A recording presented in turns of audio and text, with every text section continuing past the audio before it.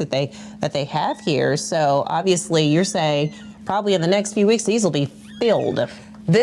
All of these kennels will be filled this summer. Yeah. Which is hard to imagine right now, but it happens every summer. Very, very quickly. Well, Kelsey, I appreciate you and Max giving us a little tour. Usually you're in studio, but it's always fun to take a field trip, right? Speaking of which, you can take the pups out for field trips too. Max told you about that. So thank you so much, Kelsey. Thank you. Appreciate you. And we thank the Animal Foundation for allowing us to spend a little time on campus with them. Well, we're right outside of City Hall, as I mentioned, as you can see behind me. So obviously it's fitting that we will continue our conversation about city employees. So stay with us. Coming up on the other side of the break, we're highlighting some more of our city employees serving you and serving the community. I know kids worry about a lot of things. Getting enough food to eat shouldn't be one of them. Through a nationwide network of food banks, Feeding America serves virtually every community in the United States. See how you can help your community. Visit feedingamerica.org. And we thought we'd share another quick video with you of some of our other city employees committed to service through their work with the city and committed to service in the community.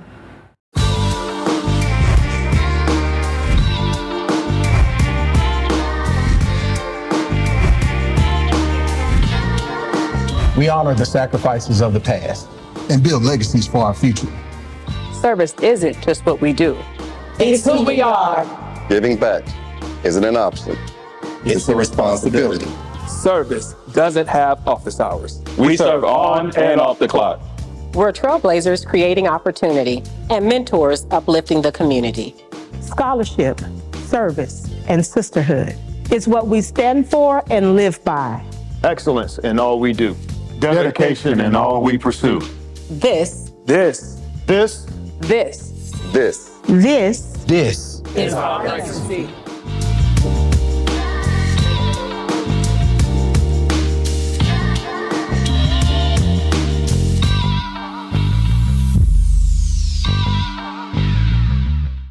And in case you didn't know, those particular city employees are members of our historically Black Greek letter organizations, also known as Divine Nine. Well, we always thank you for joining us for another edition of City Beat. I'm Crystal Allen. Until next time, stay safe, and we'll see you soon.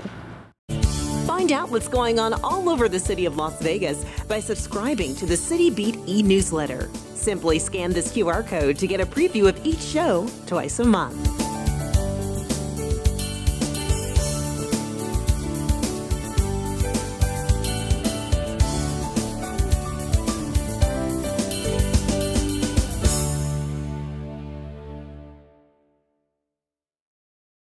Who are you? Your lungs! We are proud of you for quitting smoking, but you still may be at risk for lung cancer. A routine cancer scan can detect it early. Good to know. Listen to your lungs. Learn more at savebythescan.org. Celebrating 25 in 2025, you're watching City of Las Vegas TV.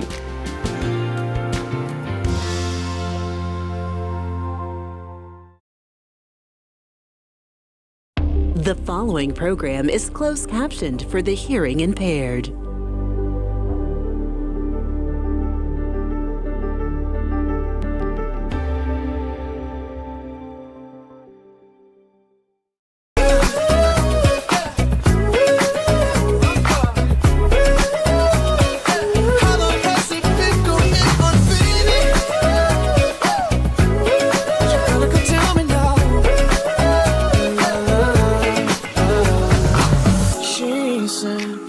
Tell me honestly, was it real or just for show?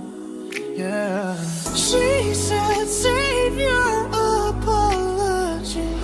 Baby, I just gotta know, how long has this been going on? You've been creeping around on me, are you calling me? Baby, how long has this been going on? You've been acting so shady, I've been feeling it lately.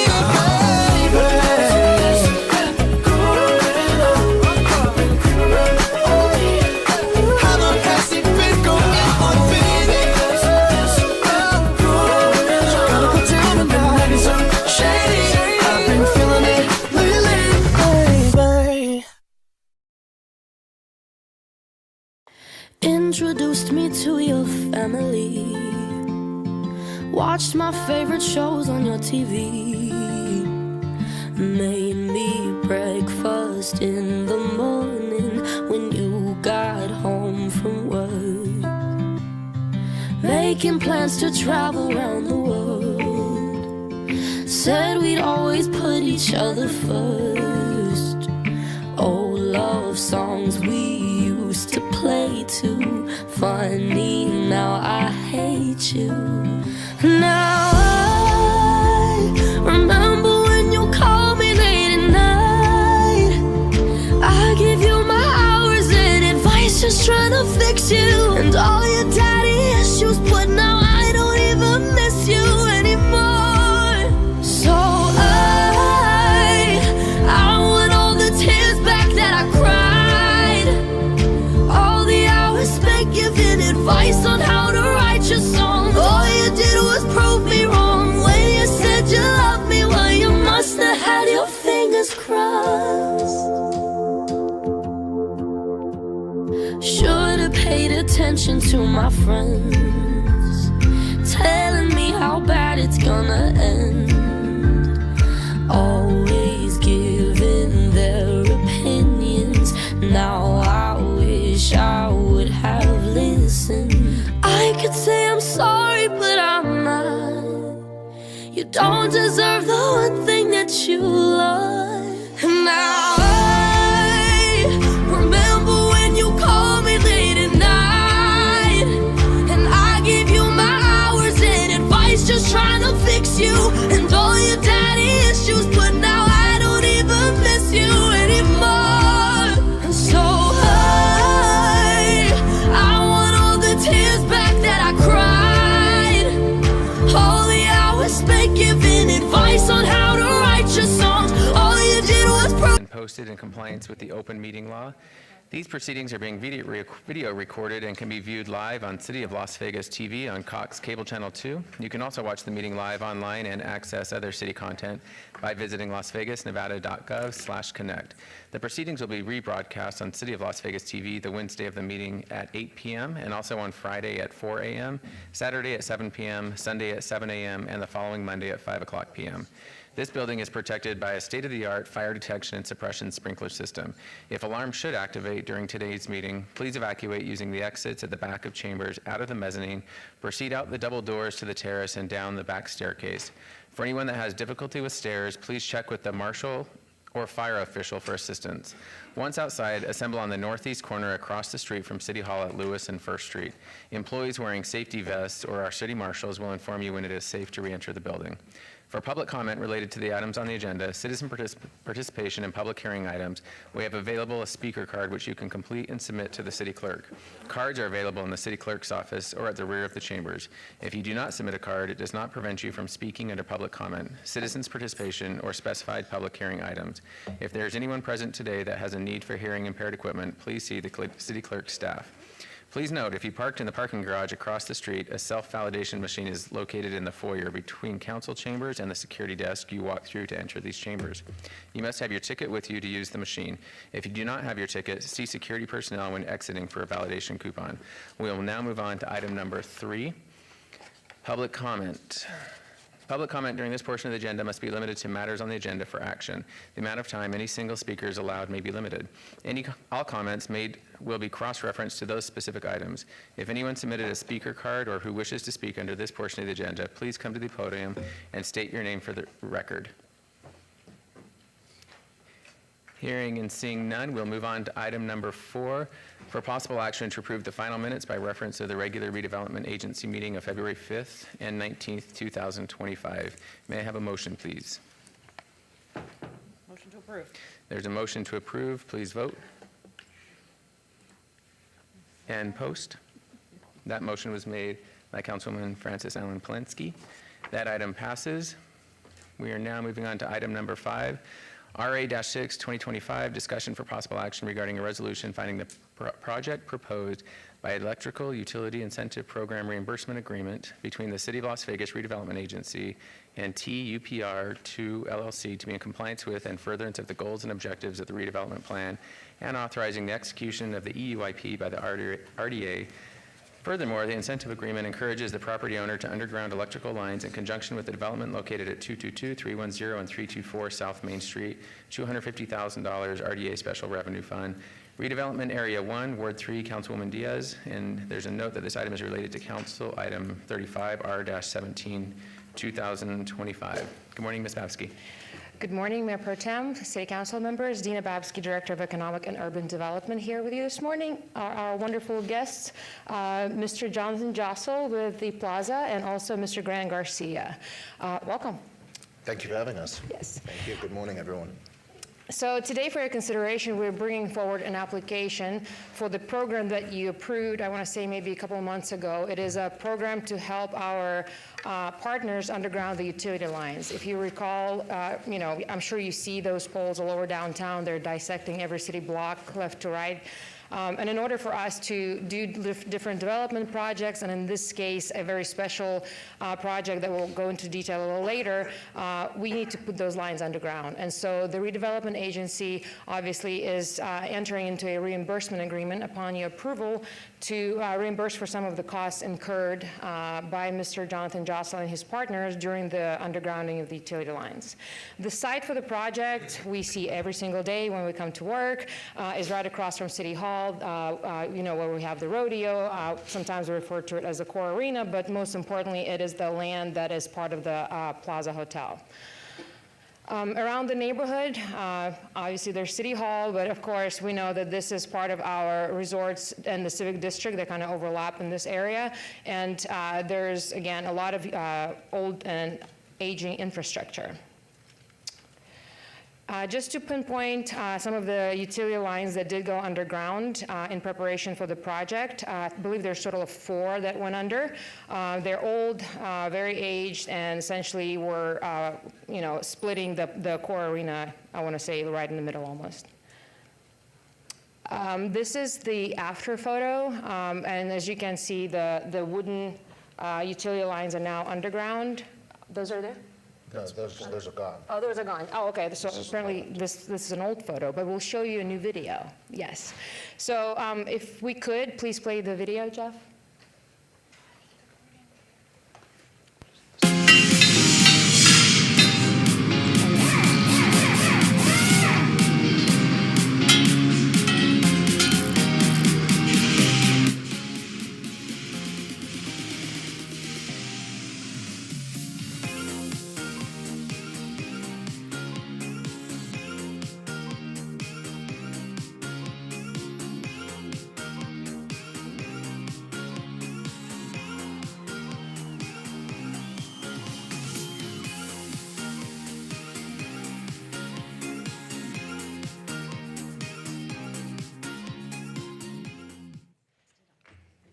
Amazing.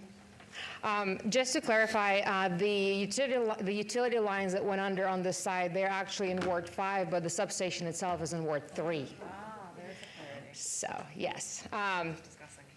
So with that, I'd like to just go over the details of the reimbursement agreement. The applicant, they invested quite a large amount of money to put the lines underground, over $500,000, which makes them eligible for $250,000 in reimbursement from the Redevelopment Agency. As you can see, the work was completed in preparation for Life is Beautiful last fall. I'm sure there's other things that are not going to be able to take place on the land because of that work. With that, I'd like to pass the word over to Mr. Jossel and Mr. Garcia to provide any additional details or answer questions. Good morning, Mayor. Good morning, Mayor. Thank you, Dina, for that lovely presentation and kind words. We're just thrilled of how good it looks out there to have those old power lines buried. You see in the video the site after the power lines are gone and how much cleaner it looks. And it's obviously aesthetically much better, but operationally for us, it's safer. They were a hazard, but also allowed us to do a bigger event with Life is Beautiful and other potential bigger events. Mayor Pro Tem, we talked about something yesterday, ironically, about it, but that site now has a lot more potential. We're working on a few things with Eldorado and some other events to continue to use that site, but if nothing else, it's a real cleanup of the neighborhood and helps with sandwiching between City Hall and Symphony Park, a much cleaner, beautiful site. So thank you for your consideration of this. I'll just add thanks to the EUD department. We definitely couldn't do it without the partnership of the city. It was a very short time frame, and of course, we ran into a lot of issues with NV Energy. So it definitely took the partnership of the plaza and the city and EUD to really get this done and in a timely manner. So again, thanks for the partnership. Thank you, Dina, for your leadership. Oh, well, thanks to my team. They're great. Thank you. I think this is one of the most innovative programs I've seen in our valley, because one of our biggest challenges is, at least in the areas that I represent, and I know Councilwoman Diaz and Councilwoman Chandra Summers-Armstrong, that being able to underground those power lines, I think, is part of the evolution of our community. So thank you for being the first to participate in this program. Just my quick question was, what was the timeline from when you thought about it to when it was finished? Well, I've been thinking about burying those power poles for 17 years. Yeah, I understand that. Looking at those things every day was difficult, but I think we thought about burying them around February, and we finished around a couple of weeks before the 1st of September. Okay. Which actually, from what I'm told, is like a world record speed to move with NV Energy, and there was a lot of help from the city to get us to that point. So it was a great project, but February to September was the window. I may have to take your notes because I'm meeting with NV Energy next week, and I may need to figure out how to do that better. Okay, so it's Councilwoman Diaz, but are there any other questions or comments up here? Councilwoman Diaz. Thank you, Mayor Pro Tem. Good morning, Mr. Jocelyn, Mr. Garcia. It's always great to see you here before the council. Thank you for continuing to further the legacy that former Mayor Oscar Goodman really wanted to champion while he was the mayor here, wanting to make sure that more of those poles went into the grounds and we didn't have to stare at them. So thank you so much for doing your part. And with that, I'm going to move to approve agenda item 5.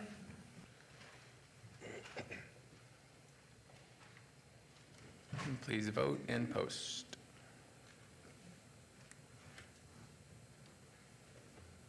And that item passes.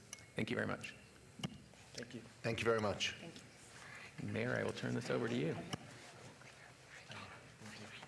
Thank you, Mayor Pro Tem, for filling in for me. I apologize for my tardiness. There was a horrible accident on Charleston right around the underpass, and there was no way to get around it. So it took me a little while to get here, but I'm very happy to be here now. Agenda item number 7, citizens' participation, public. You're on number 6. Aha, well, that's what I get for being late, okay?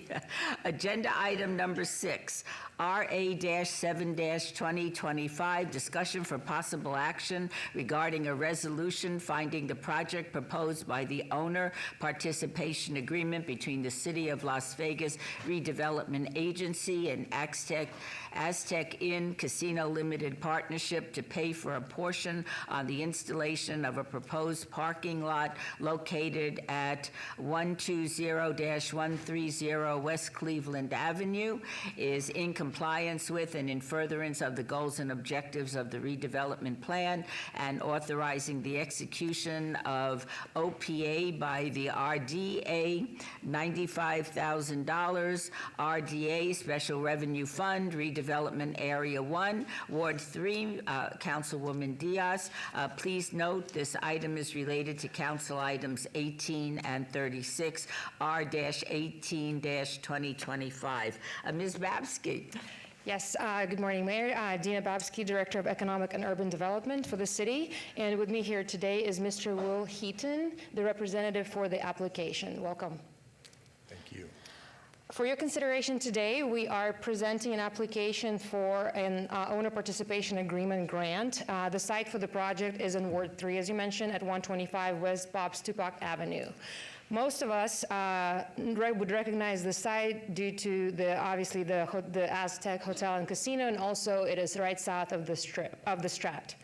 Around the neighborhood, you will see that there is some older structures. Some of them, obviously, we have helped before with RDA grants. So this one is something that we have been working on for a while. There were 5 different buildings, former residential, that had been vacant for a while.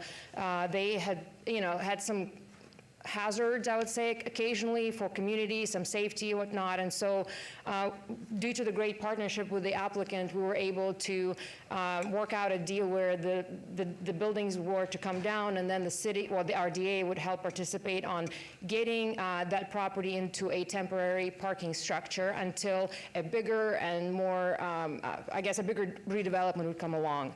So these are some of the photos of the old residential buildings that came down. And now the idea is that the land is vacant. The funds will be used to pave the lot, and then we will move forward with a temporary paved parking lot, and it is actually on the council agenda later. That parking lot will be managed by our parking services division under EUD. It will provide close to 120 spaces or whatnot or so, and we have partnered with the Strat to lease some of the spaces for their employees and potentially their guests. So this is almost like a partnership between 3 different parties to make sure that we clean up the area and make it safer and get it prepared for a bigger development in the future. The owners of the property invested over $150,000. It does make them eligible for a $95,000 reimbursement by the redevelopment agency. If this grant is approved, which I hope it is, the work will start right at the beginning of April and be done quite swiftly. Absolutely. With that, I'd like to pass the mic over to Mr. Heaton for any additional comments. Well, I appreciate the opportunity to be here. My principals wanted to be here, but for health reasons were not able to today. But we do express our appreciation to the Redevelopment Agency and also the City of Las Vegas as we try to make this improvement to the property. As has been indicated, the property was in some disrepair, and our clients have been working diligently to try to resolve that in the last, the recent year or so.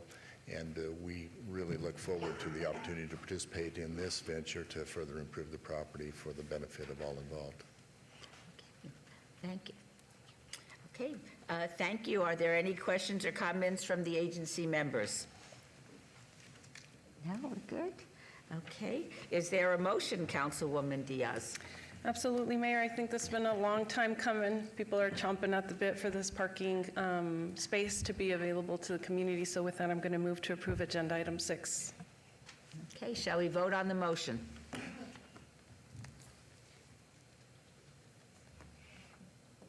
Please post.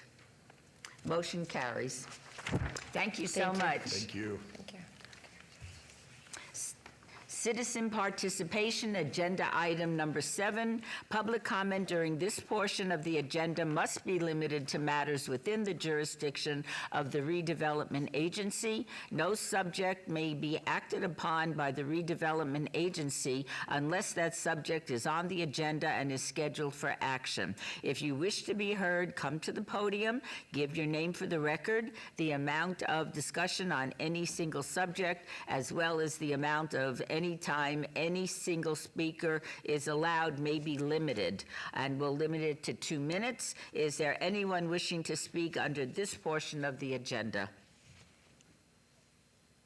Seeing and hearing none, this redevelopment agency meeting is adjourned. We will start our city council meeting promptly at 9 o'clock. Thank you so much for being here. Hurt like hell, but heaven sent me through. I was on my way to you. And every heartbreak was a yellow brick road, pointing me straight, just taking me home. I was never lost, I was just passing through. I was on my way to you. Hopeless, faith was running, didn't notice you were coming through. You were on your way to, and you don't believe in meant to be, but somehow you were meant for me, it's true. Yeah, you were on your way to.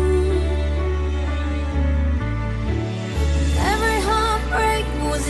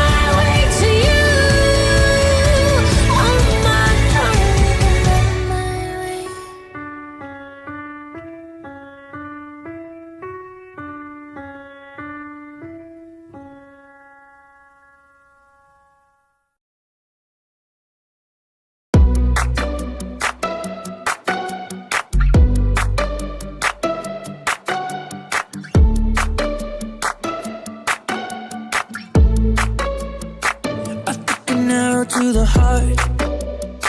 I never kissed a mouth that tastes like yours. Strawberries and something more. Ooh yeah, I want it all. Lipstick on my guitar. Feel like the angel, we can drive real far. Go dancing underneath the stars. Ooh yeah, I want it all. Got me feeling like I wanna be that guy. I wanna kiss your eyes. I wanna drink that smile. I wanna feel like my soul's on fire. I wanna stay up all day and all night. Yeah, you got me singing like, ooh, I love it when you do it like that. And when you're close up, give me the shivers. Oh baby, you wanna dance till the sunlight cracks. And when they say the party's over, then we'll bring it right back. And we'll say, ooh, I love it when you do it like that. And when you're close up, give me the shivers. Oh baby, you wanna dance till the sunlight cracks. When they say the party's over, then we'll bring it right back into the car. On the backseat in the moonlit dark. Wrap me up between your legs and arms. Ooh, I can get enough. You know you could tear me apart. Put me back together and take my heart. I never thought that I could love this hard. Ooh, I can get enough. Ooh, you got me feeling like I wanna be that guy. I wanna kiss your eyes. I wanna drink that smile. I wanna feel like my soul's on fire. I wanna stay up all day and all night. Yeah, you got me singing like, ooh, I love it when you do it like that. And when you're close up, give me the shivers. Oh baby, you wanna dance till the sunlight cracks. And when they say the party's over, then we'll bring it right back. And we'll say, ooh, I love it when you do it like that. And when you're close up, give me the shivers. Oh baby, you wanna dance till the sunlight cracks. And when they say the party's over, then we'll bring it right back. Baby, you burn so hot, you make me shiver with the fire. You got this thing you started, I don't want it to stop. You know you make me shiver. Baby, you burn so hot, you make me shiver with the fire. You got this thing you started, I don't want it to stop. You know you make me shiver. Yeah, you got me singing like, ooh, I love it when you do it like that. And when you're close up, give me the shivers. Oh baby, you wanna dance till the sunlight cracks. When they say the party's over, then we'll bring it right back. Gonna say, ooh, I love it when you do it like that. And when you're close up, give me the shivers. Oh baby, you wanna dance till the sunlight cracks. When they say the party's over, then we'll bring it right back. Yeah. It's funny cause I've always dreamed of me and you. Now here we are, staring at the stars. You just broke my heart, even though you promised you'd never do that from the start. But I guess we can only make it so far, cause time wasn't in our favor. This isn't goodbye, this is simply see you later. Let me know when it's time to come back. Maybe when your life is on track and you don't have to hesitate. Hopefully it isn't too late. Like I feel I'm patient. I'm okay with you making me wait, and as long as you're near, I'll be here. Even if it takes 10 years.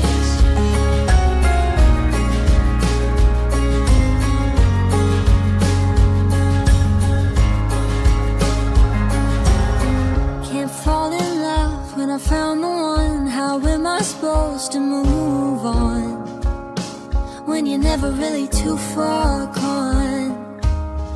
The memories won't go away. I feel pain every time I hear your name, but I always think of you the same.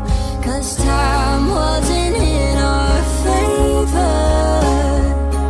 This isn't goodbye, this is simply see you later.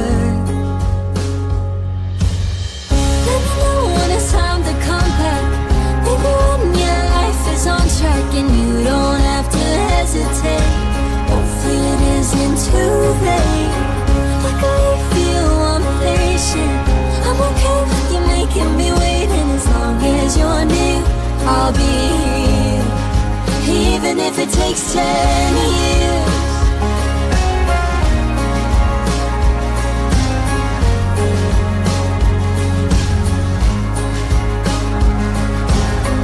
Let me know when it's time to come back.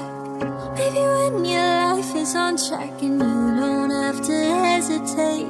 Hopefully it isn't too late. I can feel I'm patient. I'm okay with you making me wait, and as long as you're near, I'll be here, even if it takes 10 years.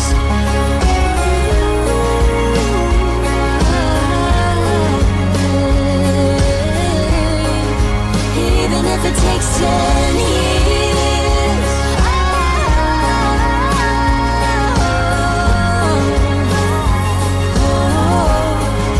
Even if it takes 10 years.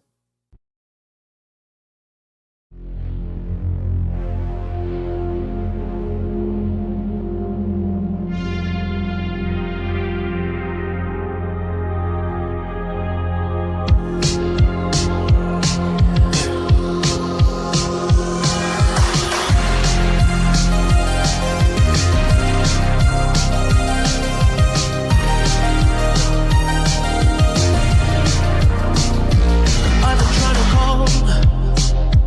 I've been on my own for long enough. Maybe you can show me how to love. Maybe I'm going through a drought. You don't even have to do too much. You can turn me on with just a touch, baby. I look around, see the city's cold and empty. No one's around to judge me. I can see clearly when you're gone. I said, ooh, I'm blinded by the lights. No, I can't sleep until I feel your touch. I said, ooh, I'm drowning in the night. Oh, when I'm like this, you're the one I trust. Hey, hey, hey.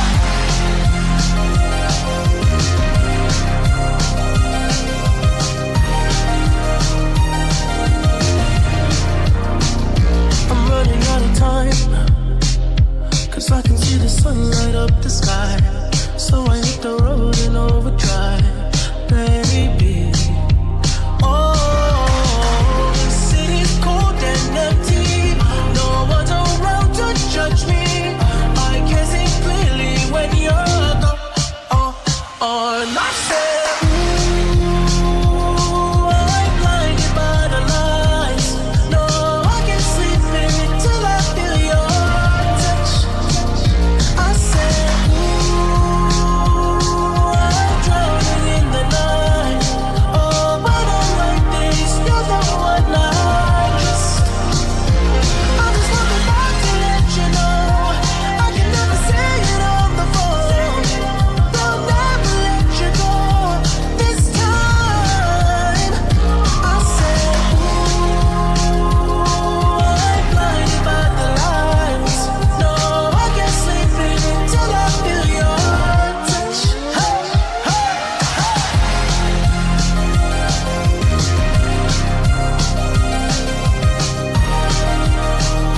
About a minute.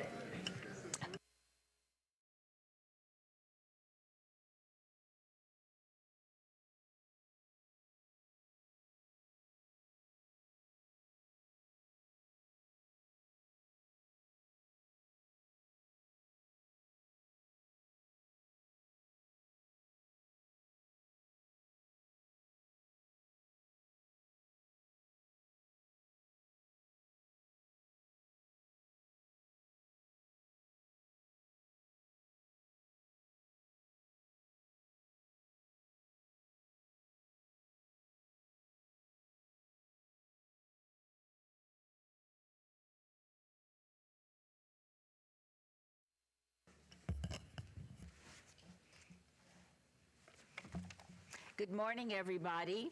The March 19th, 2025 meeting of the City Council is called to order. This meeting has been properly noticed and posted in compliance with the open meeting law. These proceedings are being video recorded and can be viewed live on City of Las Vegas TV on Cox Cable Channel 2. You could also watch the meeting live online and access other city content by visiting lasvegasnevada.gov/connect. The proceedings will be rebroadcast on the City of Las Vegas TV the Wednesday of the meeting at 8 p.m. and also on Friday at 4 a.m., Saturday at 7 p.m., Sunday at 7 a.m., and the following Monday at 5 p.m. This building is protected by a state-of-the-art detection and suppression sprinkler system. If alarms should activate during today's meeting, please evacuate during the using the exits at the back of the chambers out to the mezzanine, proceed out the double doors to the terrace, and down the back staircase.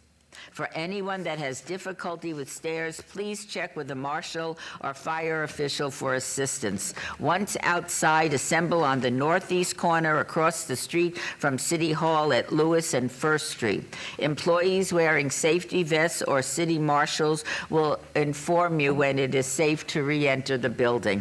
For public comment related to the items on the agenda, citizen participation, and public hearing items, we have available a speaker card, which you can complete and submit to the city clerk. Cards are available in the clerk's office or at the rear of our chambers. If you do not submit a card, it does not prevent you from speaking under public comment, citizens participation, or specified public hearing items. If there is anyone present today that is in need, has a need for hearing impaired equipment, please see the city clerk staff. Please note, if you parked in the parking garage across the street, a self-validation machine is located in the foyer between City Council chambers and the security desk you walk through to enter the chambers. You must have your ticket with you to use the machine. If you do not have your ticket, see security personnel when exiting for a validation coupon. Before we proceed with the agenda, would everyone please rise for the invocation given by Reverend David Denny, Mountain View Presbyterian Church, and please remain standing as he leads us for the pledge. Madam Mayor, good to see you again. Thank you very much for the privilege. City Council members, distinguished guests, let us pray. Gracious and almighty God, we come before you this morning with gratitude for the opportunity to serve, lead, and guide the city we love, Las Vegas. A city unlike any other, where the lights shine brightly, where dreams are pursued, and where hospitality is not just an industry, but a way of life. We give thanks for this community, a place that welcomes people from every walk of life, where cultures and ideas converge, and where resilience is woven into the very fabric of our history. From the pioneers who dared to build in the desert to the visionaries who turned this valley into the entertainment capital of the world, Las Vegas has always been a city of possibility, of hope, of second chances. Today we ask for your wisdom to guide the hearts and minds of our city leaders. May the decisions made in this chamber be filled with integrity, justice, and a vision for the greater good. Bless those who serve, our council members, city officials, first responders, our service dogs in Operation Positive Change, business owners, and every resident who calls this place home. May they be reminded that leadership is not only about policy, but about people, not only about progress, but about compassion. In a city that never sleeps, we pray for rest for the weary, strength for the burdened, and inspiration for those who create, build, and serve. May Las Vegas continue to be a beacon of hope, innovation, and generosity, a place where kindness prevails and community thrives. As the neon lights will glow over our city tonight, let them be a reminder that light always overcomes darkness, and that with your guidance, the future of Las Vegas will shine even brighter. We offer this prayer with gratitude and hope. In your name we pray. Amen. Amen. Nicely done. May I invite you to please lead us with the pledge? Absolutely, my honor.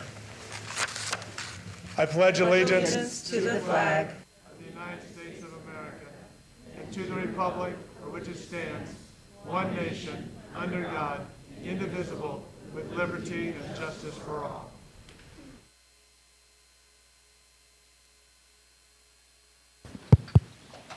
We will now proceed to the ceremonial part of our agenda.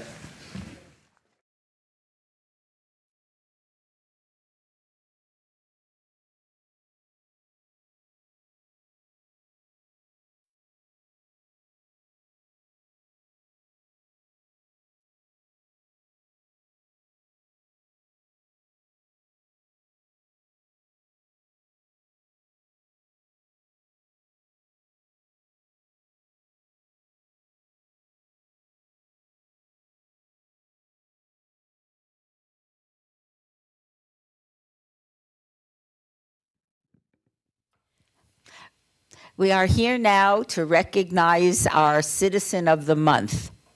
This is the ceremonial portion of our council agenda. And for our first item, I want to invite our Neighborhood Services Department Director, Shelley Barajas, to join us. There, okay. Our employees strive to meet our values of being kind, committed, and smart, and they work to build our community to make a better life. I am proud to announce that the Employee of the Month is Charles Chacon. Charles, please join us. Hello. Congratulations. Charles is a neighborhood outreach specialist who joined the city team 3 years ago. Charles works tirelessly as part of the city's shift team. If you are not familiar, the Safe Home Improvement Funding and Training, or SHIFT program, is a proactive approach to assist homeowners to repair and improve homes that may be in jeopardy of falling out of code compliance. Charles comes to work each day full of energy and with a positive attitude that is infectious. He is a problem solver who helps residents navigate challenging situations with clarity and compassion. Each resident and issue he encounters is different, and Charles is able to find the right fit for the job by offering wraparound services. Charles works to not only address immediate issues, but also any underlying problems that, if not mitigated, could result in a recurrence of code or safety violations. Charles' ability to connect with people and help them is an example to us all. Charles, thank you for all your hard work and for helping those in need. It is my pleasure to recognize you as our March 2025 Employee of the Month. Do we have a plaque? Oh, this is just lovely. We're going to take a picture. And before we hear from Charles, I want to give Arcelia the chance to say a few words. There you are. Hello. Here you go. Thank you, Madam Mayor. Congratulations, Chuck. It's my pleasure to share with you a little bit about Chuck and why he is so deserving of this award.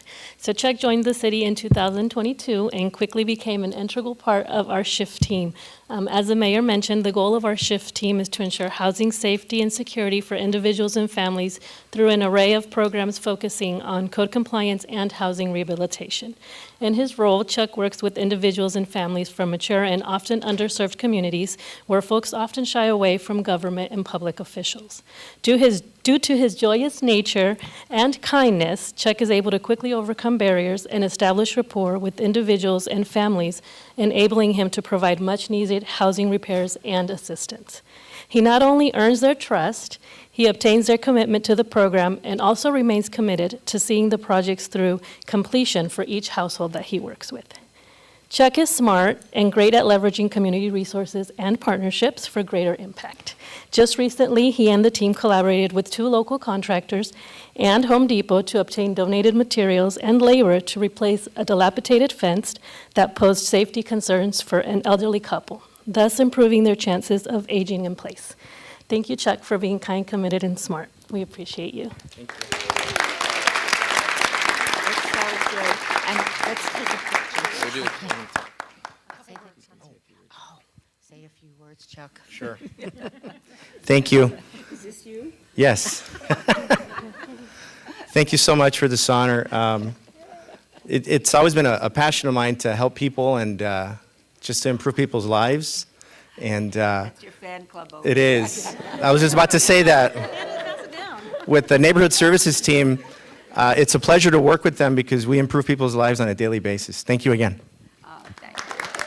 Thank you. I appreciate it. Okay. Let's go, friend.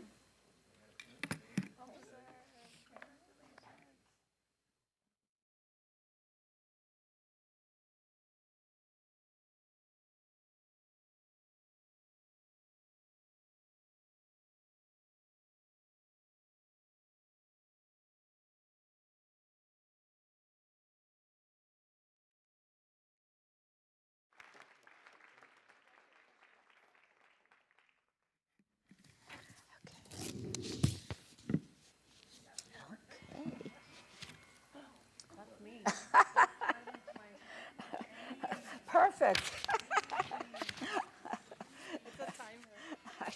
It seems to fit. It seems to fit. Okay. For our final ceremonial item today, Councilwoman Victoria Seaman is going to recognize our great Animal Protection Services team.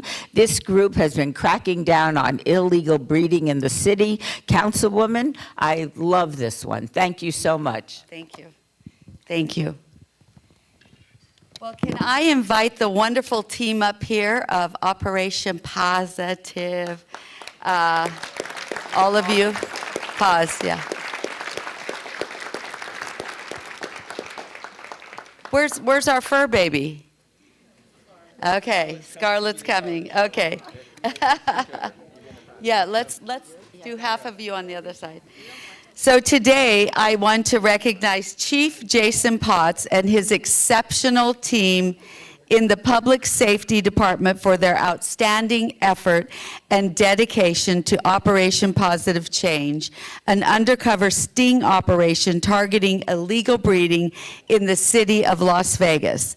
I and the animal community met with him shortly after he came to the city only a few years ago.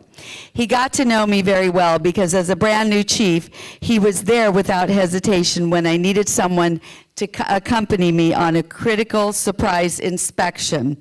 I'm not sure he knew why he was there, but I quickly understood I had an ally who shared my passion for animals in our city. He indulged the animal advocates at our several town hall meetings and patiently listened to our concerns about illegal breeding. He understood the crisis and took action with Operation Positive Change because illegal breeding was destroying our animals and our shelters.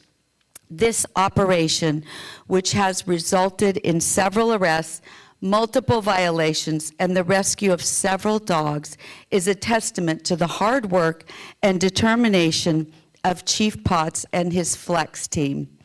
Illegal breeding is a devastating issue that has plagued our animal community, flooding the streets, local rescues, and shelters with abandoned and abused animals.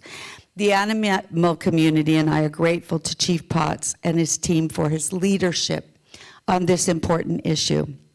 Sometimes the animal community and I felt like our cries for action fell on deaf ears, but Chief Potts, Rudy Tovar, and the team understood how serious the crisis was.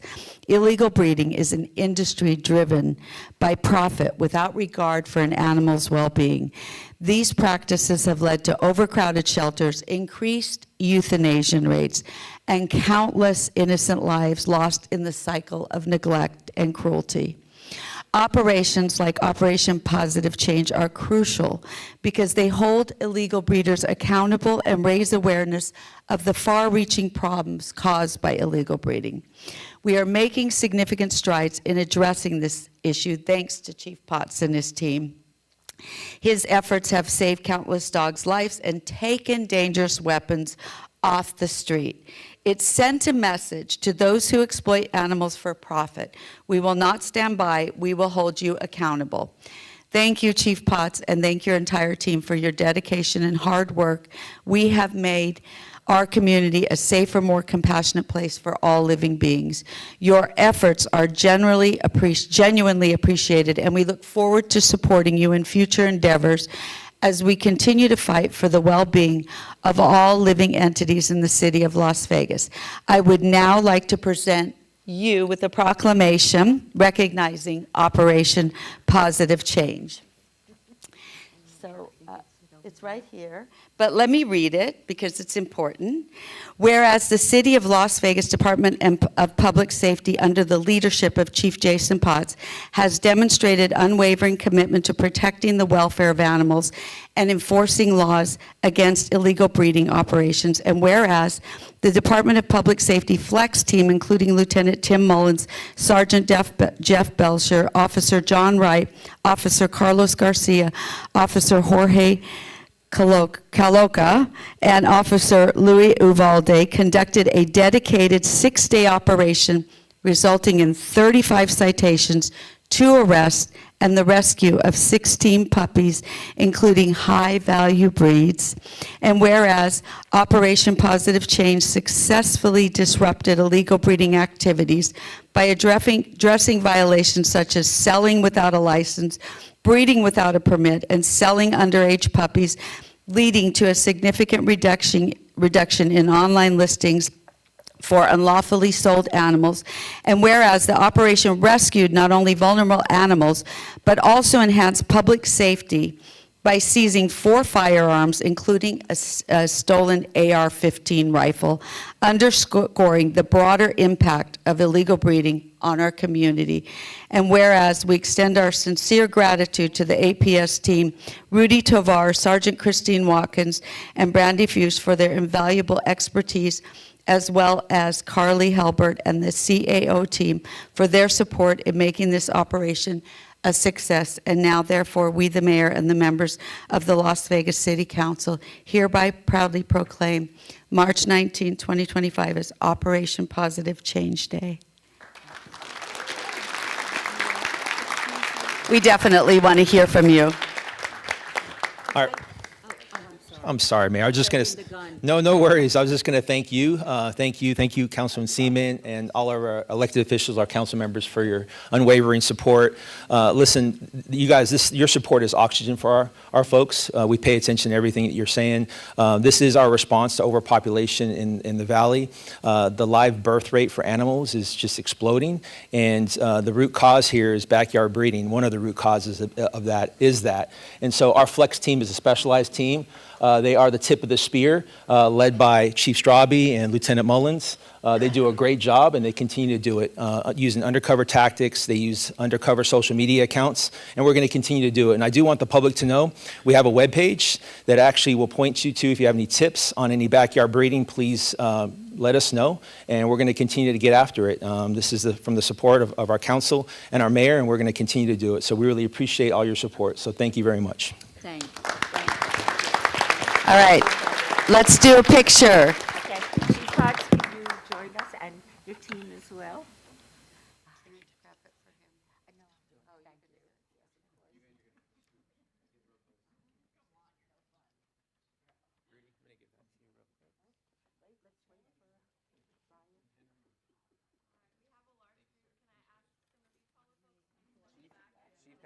I'm going to give this to you real quick.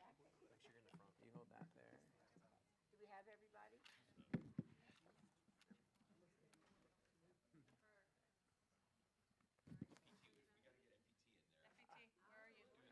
I'm scooching in. Hold on.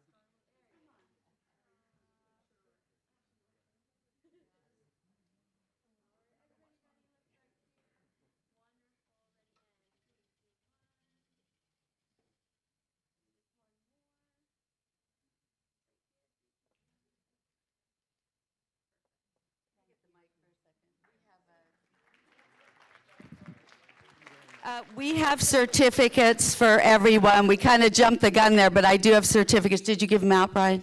So congratulations.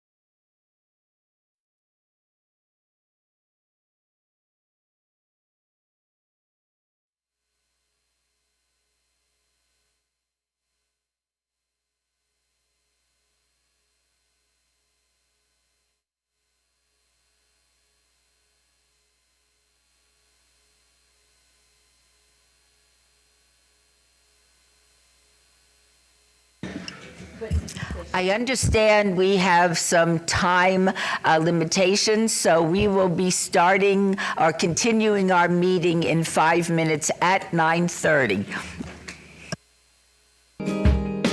Way up in the mountains, 4,000 feet high, there's a trail through the trees to a cliff where Carolina meets the sky. Oh, and there's a view I just can't describe. No, we're not there yet, just a few more steps, baby, wait. Okay, you can open your eyes. This is it, this is now, this is what I've been talking about. Looking out, can't you see forever? Take my hand, just take it in. This is a moment we won't forget. On top of the world, here together. If there ever was a time for a perfect kiss, this is it.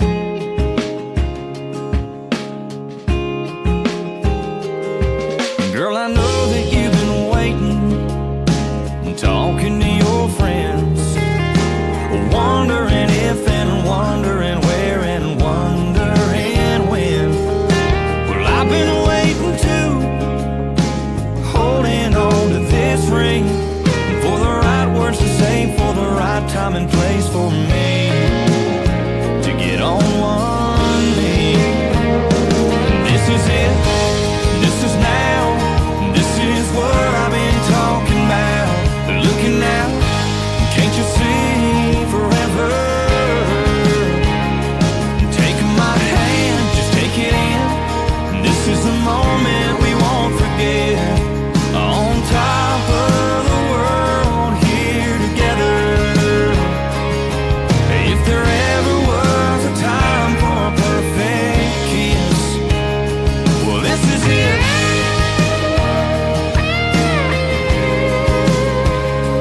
This is it.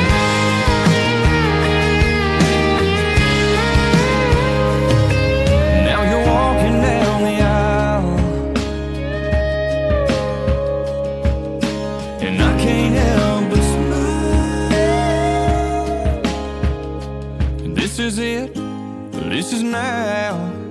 It's what I've been talking about. Looking out, I can see forever. So take my hand, just take it in. This is the moment we won't forget. On top of the world, here together. Surrounded by our family and our friends. If there ever was a time for a perfect kiss, this is it.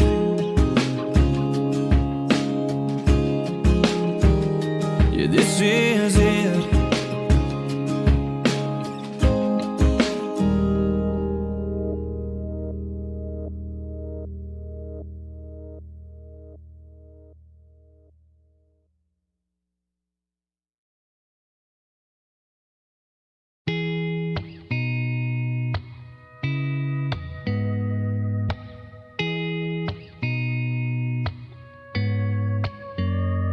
Hey God, it's me.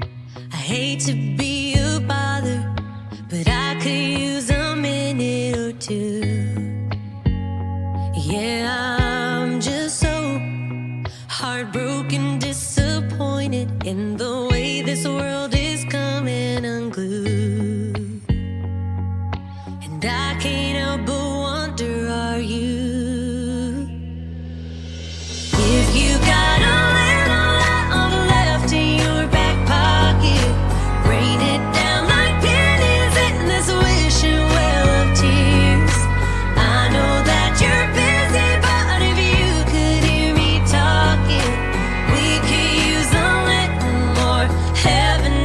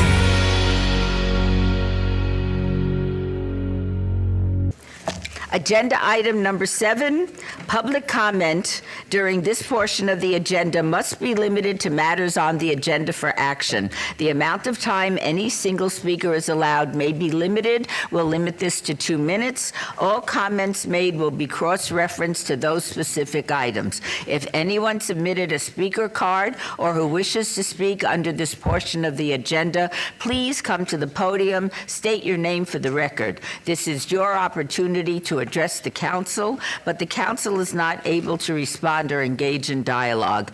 As I said, we will set the time at 2 minutes. Is there anybody that wishes to speak to the city council? Okay, seeing nobody, I thank you, and we will move to item number 8.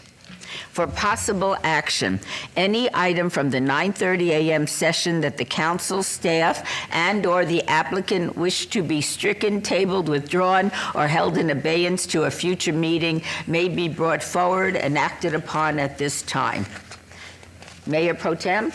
Madam Mayor, I have 3 items. Item 10 is a massage establishment license for Relief Massage LLC, DBA Relief Massage at 4343 North Rancho Drive, Suite 220. Wei Li Chen, managing member. There's a request by staff to strike that item. Items 47 through A through 47B, 24-0508, VAR1 and ZON1. Applicant is Champion Resource Group LLC. Owner is DFA LLC on .32 acres, generally located west of Harvey Munford Street, approximately 725 feet south of Washington Avenue. There's an abeyance request by the applicant to the April 16th, 2025 City Council meeting. And item 52, 24-0510, ZON1. Applicant is Champion Resource Group LLC, owner DFA LLC on 2.68 acres, generally located at the southwest corner of Washington Avenue at Harvey Munford Street. There's an abeyance request by the applicant to the April 16th, 2025 City Council meeting, and that will be my motion. All right. Shall we vote on the motion? Please post. Motion is carried. Agenda item 9, for possible action to approve the final minutes by reference of the February 19th, 2025 regular City Council meeting. Mayor Pro Tem, can I have a motion to approve the minutes? I will move to approve. Shall we vote on the motion?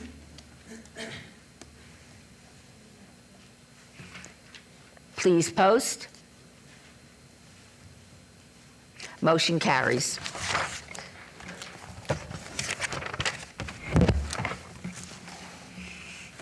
Agenda item number 10. Items number 10 through 37 are on the consent agenda, but item 10 was stricken, and I understand Councilwoman Summers Armstrong would like item 37 pulled for discussion. Remaining items 11 through 36 are considered to be routine, are recommended for approval by the departments, and may be enacted in one motion. Are there any items the council wishes to bring forward? Mayor, if I might, Jeff Dorkak, City Attorney. Yes. I just wanted to make a staff comment on item 28, a purchasing and contracts item. As noted yesterday during our city council briefings, the purchasing team was able to get everything on this item uploaded properly. However, the agenda item says $142,600. The reality is it's $244,900, but everything with the item is correct, so it is good to go with the consent agenda. Thank you. Thank you so much. Mayor Pro Tem, may I have a motion for the consent agenda items? Madam Mayor, I move to approve with the comments made by yourself and our city attorney. All righty. Shall we vote on the motion? Please post. Motion carries. What? I don't have it later. No, okay, he'll stop me if I'm doing wrong. Agenda item number 37. 10 was stricken. Are we striking this item? 37 is correct. Okay. R-19-2025 for possible action to approve a resolution of acceptance of bid for the sale of real property at internet auction between the City of Las Vegas and Greystone, Nevada LLC, a Delaware limited liability company, for property located at 850 Las Vegas Boulevard North, Ward 5, Ms. Summers Armstrong. Ms. Paskey.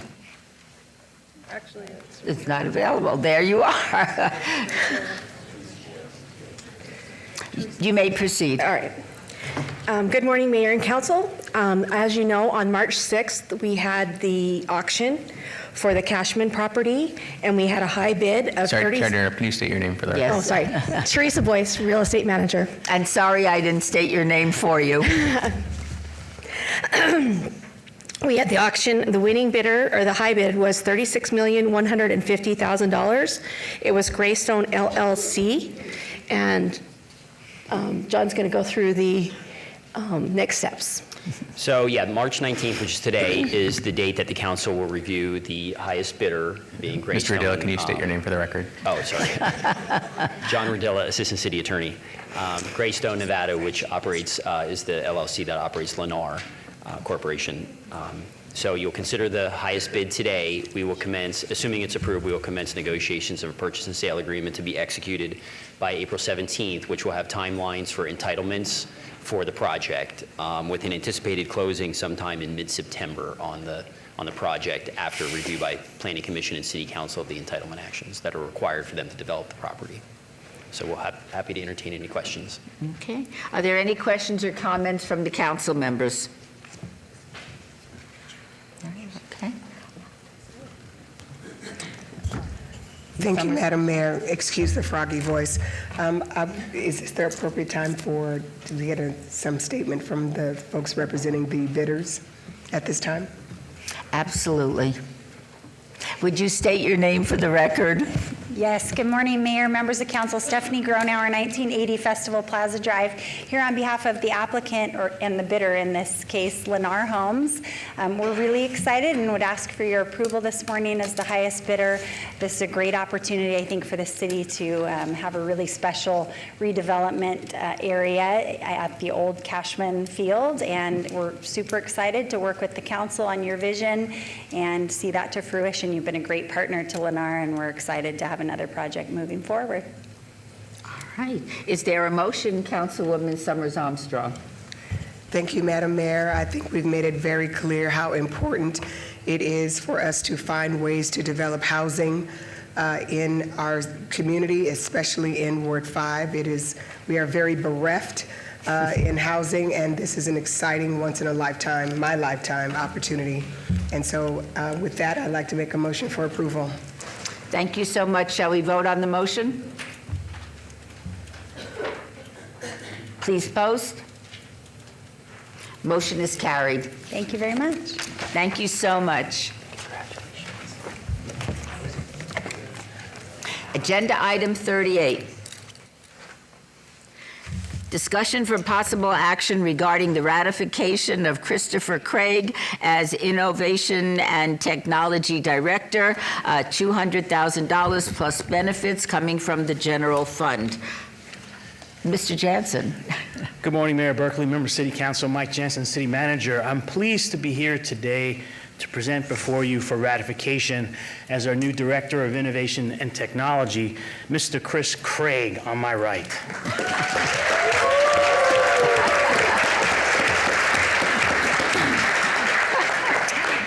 Before I turn over the mic to Chris, I want to tell a few words to you about Chris's career in the innovation and technology world. And I will tell you, Chris Craig's career in innovation and technology spans well over 25 years, and it is impressive. In this time, he's held positions at every level of that industry. And for that reason, Chris has great respect from his staff that's behind me, co-workers in other departments, and certainly from the industry as a whole. Besides his working career, Chris also did quite well on the education side. And similar to his work history, starting from the bottom and working himself all the way up, Chris earned degrees, an associate's degree, a bachelor's degree, a master's degree, and on top of that, he's been an instructor at both UNLV and at Porterville College in California, essentially paying it forward to the next generation of IT professionals. And with those types of credentials, I'm just pleased to present him to you today. And I want to mention, besides an army of IT team behind me, Chris's wife, Myra, is here as well to support him on this special day. So with that, I'm going to turn it over to Chris. Thank you so much. Mr. Craig. Thank you. Thank you, Mr. Jansen. Chris Craig, Acting Director of Innovation and Technology currently, for the record. You know, I've had a wonderful career over the past 25 years and got to experience many great things, but probably my best experience has been here at the City of Las Vegas, serving you all and the citizens and working with the amazing Innovation and Technology team. And I really look forward to continuing those efforts with them long into the future. So thank you for putting your trust in me for in this position. And I promise I will work hard every single day to make you proud and not regret your decision today. So thank you very much. Thank you. Are there any questions or comments from the council? Thank you, Madam Mayor. Congratulations. Assuming all my colleagues hit the yes button, but I know I'm going to be hitting the yes button because in these almost 6 years that I've been on the council, you've been heavily involved in everything technology for the city. You've given us a tour of the Innovation Center when we're adopting new measures or new technology down there, and I think you're very well poised to help us continue to grow in this space. One thing that I do want to put on your radar is I think we need to be thinking as a city, how do we use and leverage technology to increase public safety for all of our residents, and that's a task that I am going to be checking in with you quite regularly, but congratulations and very well deserved. Thank you. Absolutely. Anybody else wish to say anything? I'm absolutely delighted at your appointment, and I will now ask the Mayor Pro Tem for a motion.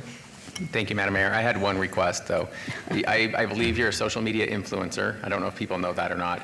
I mentioned it to my son, who's 9, and he made me promise to ask you if you can make him a 3D dragon that he can give to a little girl in class. So it's not contingent upon my vote, but just if you could nod your head yes or no, that would be great. Just say yes. Yes, we can absolutely do that. Okay. It would be my I would pleasure. move to approve then. Congratulations, sir. Thank you. Shall we vote on the motion?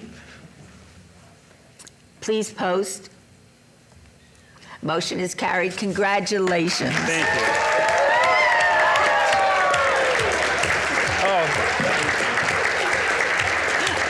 So if I may, Mayor, I just want to say thank you to all of you. Wait. Of course. Oh.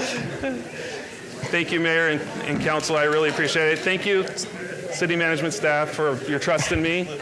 I want to thank this amazing team. So hopefully they got permission to do that. Yeah. We were not surprised. And the two driving forces for everything I do, my wife, Myra, and my daughter, Santana. Would you please stand so we can acknowledge you? Woo!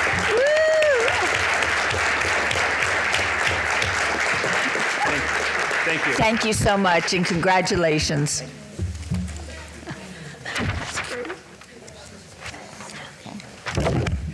Agenda item 39, discussion for possible action regarding the denial of a permanent massage establishment license for a Duo Massage LLC, DBA Duo Massage at 7240 West Azure Drive, Suite 120.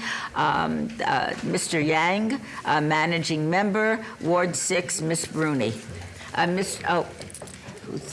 Okay. Would you please state your name for the record? Yes. Good morning, Madam Mayor and City Council. Darcy Edelby-Hurd, Business Licensing Manager.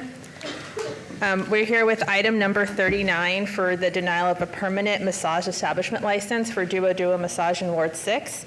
The applicant's counsel, Kurt Kennedy, is here. He has indicated that this location has closed and has been confirmed by our compliance team.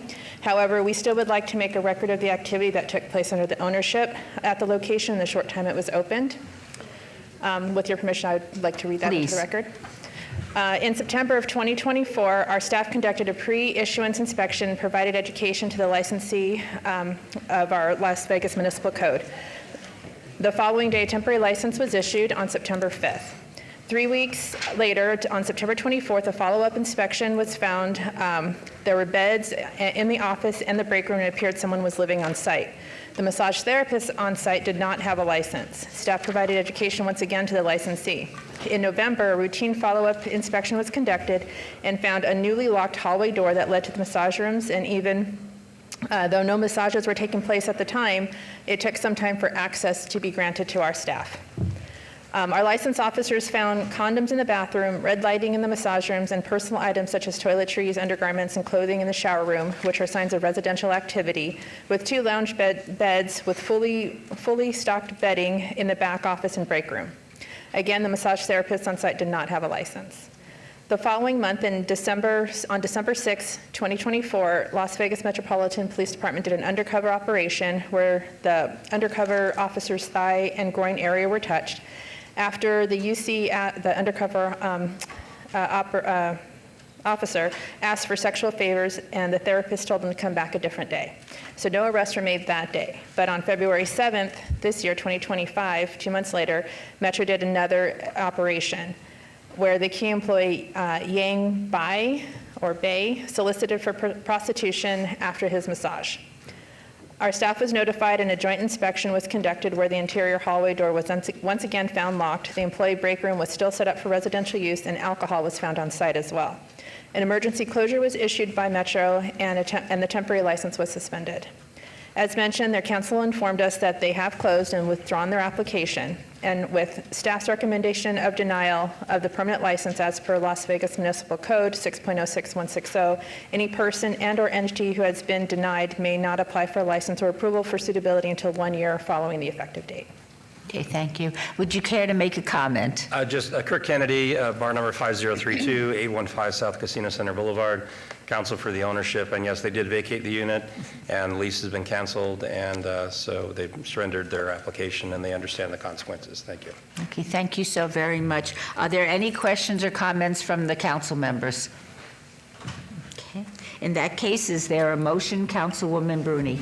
Yes, thank you. I would like to make a motion to approve the denial of the permanent massage establishment license for Duo. Shall we vote? Please post. Motion is carried. Thank you so much. Hey, I have the next item, Madam, item 40. Would you like to stay there? Yes, I can go back. That seems silly to me. Okay. Agenda item 40, discussion for possible action regarding the denial of a permanent massage establishment license for Golden Class LLC DBA La Luna Massage at 7350 West Cheyenne Avenue, Suite 102. Sarah Lynn Moon Zhang, Managing Member. Ward 4, Ms. Polensky. Councilwoman, I almost made you a congresswoman. I apologize for that. I apologize. Would you care to comment? Yes. Darcy Edelby-Hurd, Business Licensing Manager for the record. So item 40 is for the denial of the permanent license for massage establishment Golden Class LLC doing business as La Luna. La Luna was issued its first temporary license in March 2022. Following multiple inspections conducted in the subsequent months, the business was found to be in compliance, and a permanent license was granted in November of 2022. However, in August of 2024, an investigation showed that La Luna was advertising online for illicit massage services and sexual activities.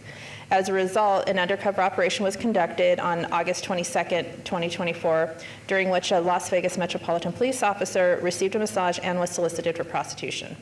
After this operation, our staff, along with the State Nevada Massage Therapy Board, did an inspection, found evidence of residential use on site, including finding bedding, personal toiletries, undergarments, clothing, and a fully stocked refrigerator. Metro issued an emergency closure requiring the business to meet with city officials after. A meeting was conducted on September 23rd with the applicant, licensing, and the city attorney's office. The business was allowed to reopen based on the assurances from the owner that this was an isolated incident and that stricter oversight would be implemented. However, a week later, on October 1st, 2024, we received a complaint forwarded by the Massage Therapy Board that Ji Wang, the mother of the licensee and the key employee of the business, was operating the business and facilitating the illicit acts.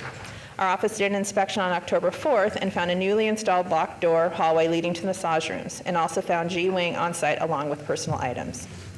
On February 7th, Las Vegas Metropolitan Police Department conducted an undercover operation during which the UC was again solicited for prostitution. Our team did an inspection after and confirmed the employee room, laundry room were still set up for residential use, and a notice of violation and correction notices were issued in the amounts of $849. We received an application on February 10th for a change of ownership, transferring the entity of Golden Class LLC from the business from the husband, Xiaobei Zhang, to his wife, Sarah Lynn Zhang. However, because of the ongoing violations and the fact that Sarah Lynn, as the key employee, was acting in the capacity during the previous infractions, the department reviewed her application and deemed it not eligible to qualify for a temporary license. We ask you to consider the denial of the permanent license as per Las Vegas Municipal Code 6.06160. Any person or entity who has been denied may not apply for a license or approval for suitability until 1 year following the effective date. Thank you. Thank you very much. Would you care to comment? Yes, thank you, Honorable Mayor and honorable members of the City Council. My name is Kirk Kennedy, Nevada Bar number 5032. Office is at 815 South Casino Center Boulevard. I'm here today with my client, Mr. Xiaobei Zhang, and his wife, Sarah Lynn Zhang. Xiaobai is spelled Xiaobai, Zhang, Zhang, and then Sarah Lynn, Saralyn, Zhang is his wife. I wanted to provide you a little background before your decision here today about my client. Mr. Zhang is the owner of Golden Class LLC. It's a Nevada limited liability company that he formed back in 2023 in order to pursue the effort to open this massage business here within the city. It was licensed and operational as of, I believe, April 2023, and have been going since that time. I wanted to give you some background on Mr. Zhang. Mr. Zhang presents to you someone who came here from China in 2010 when he was only 18 years old. He came here by himself to try to make a life for himself. And not only did he just come here to try to make a life for himself, he gave back to his new country, and he joined the United States Army. In 2015, he became a member of the U.S. Army Reserves, worked his way up to an E5 rank. I think that's like a sergeant, equivalent to a sergeant rank. And within the U.S. Army Reserves, based primarily in California, he provided services, mechanic services and training, as well as worked with the Army Finance Department with the Reserves. He was actually a member of the Reserves until August of last year when he received an honorable discharge from the U.S. Army. He gained his citizenship in 2017. He works in the finance industry, and he has worked with a private accounting firm here in the Las Vegas community. While in the Reserves, he met his wife, Sarah Lynn, who also came from China in 2010, different parts, so they didn't know each other, but they met each other and struck up a relationship that's resulted in a marriage last year. She joined the Reserves as well in 2016. And she's still a member of the U.S. Army Reserves, and she's a registered nurse and works as well as a hospice nurse at a hospice facility here in Las Vegas. So I wanted to make it clear to who the ownership was. I think sometimes with massage businesses, there's all sorts of negative implications, including about the owners, but this is not that. These are two U.S. Army veterans, one's still in there, These are citizens. These are individuals who came here from another country, and they have shown what an entrepreneurial spirit is all about. They came here, gave back right away to their country, joining the Army, serving our nation. They didn't have to do that. They become citizens, and they're still trying to work hard and do things the right way. He decided in 23, he tried to open this business. His mother is here, and she was going to help out with the business. Unfortunately, that's caused some issues as far as management and oversight.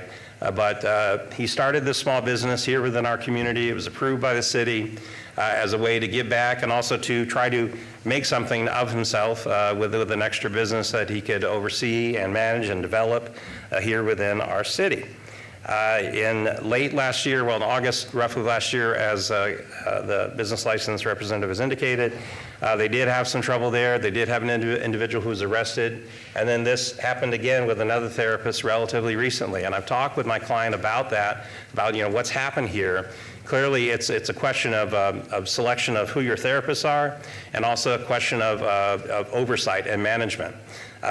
Every therapist that is hired by the business has been a licensed Nevada Massage Board licensee. They're allowed to give massage services. But as you all know, even with licensed therapists, some negative things can have happened, and that happened here in this case. And I've talked with my client as well about what could be done if given another opportunity. Here we are. He's already had one opportunity. I get it. And here's the second bite of the apple, or the third, that we're looking for here. I've talked to my client as well about what could be done as far as selecting better therapists, better training, better background checks. Also, the management and oversight. Sarah Lynn Zhang is now able, she was applying to be a co-owner with her husband with the city, and that application obviously is kind of in limbo because of everything that's gone down. But she's now in a position that she can be at the business on a more regular basis. His mother was there when the arrest incidents had occurred. And it's unfortunate that, and we're not trying to blame his mother, but the fact is the motivations are a little different between his mother and Mr. Zhang as far as oversight and management of the business.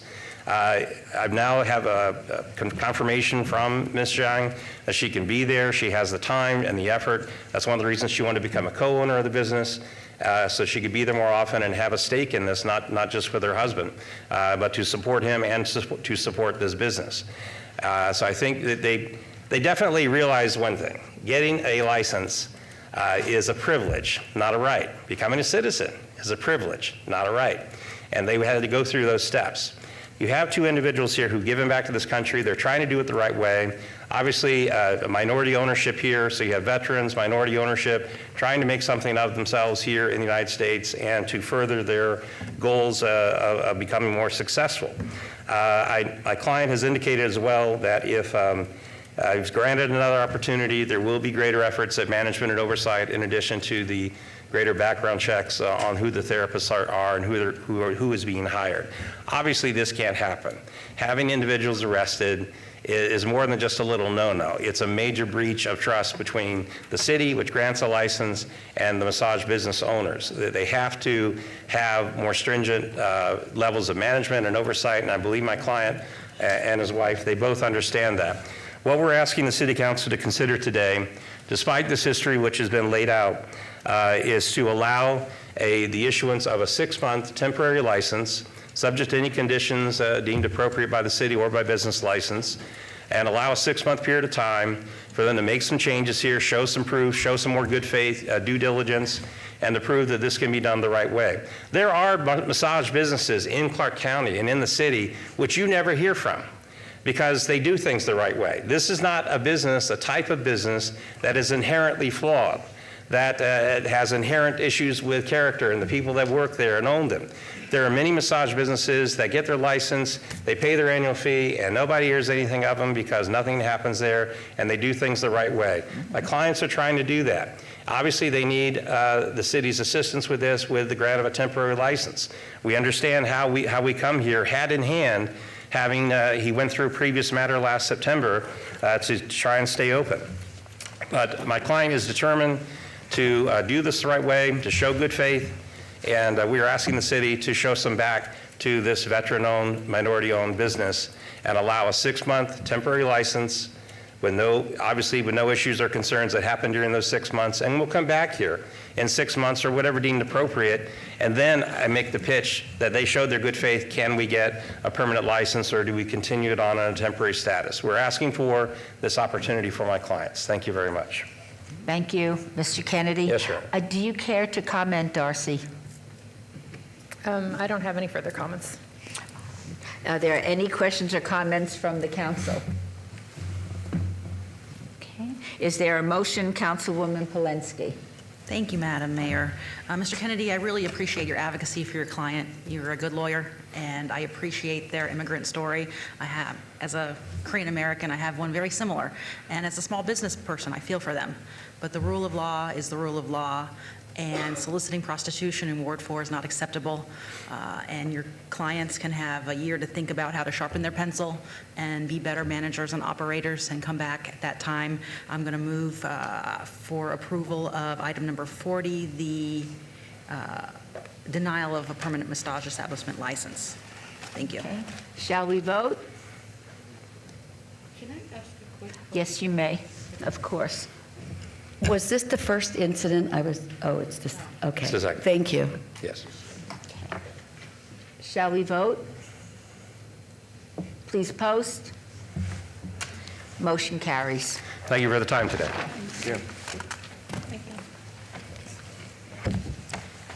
Agenda item 41, boards and commissions.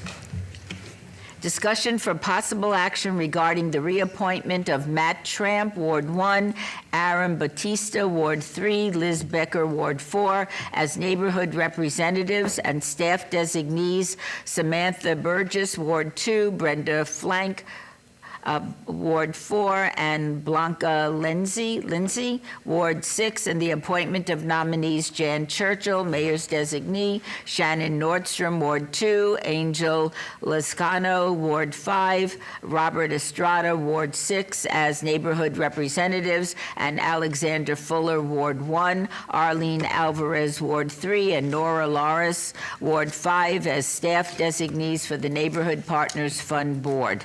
The Neighborhood Partners Fund program is designed to assist the residents of the city of Las Vegas to improve the quality of life in their communities. Procedure for this board is appointment by the mayor and the city council. I move to approve the reappointments and appointments. Please vote on the motion. Post.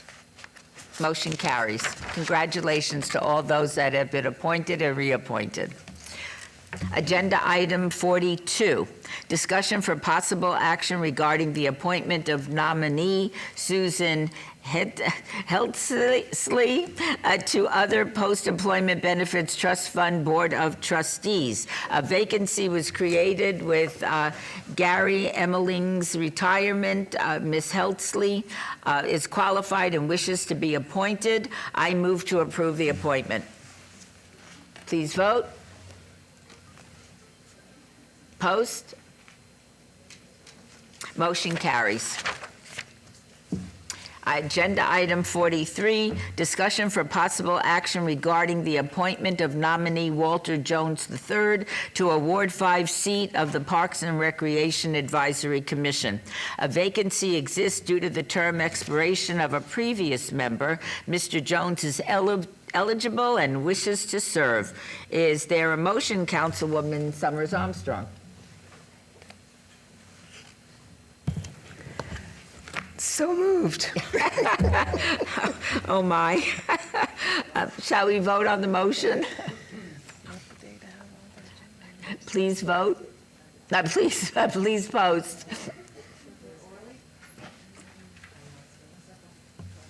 Is everybody good? Got it? Okay. Motion passes.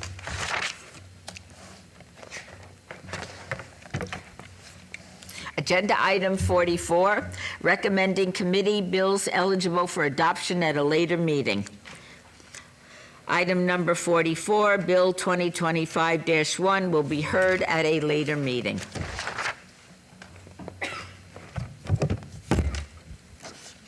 Agenda item 45, Items number 45A through 45C are on the consent agenda, are considered to be routine and are recommended for approval by the Department of Community Development. Mayor Pro Tem, can I have a motion to approve this consent agenda? Move to approve the consent agenda. Shall we vote?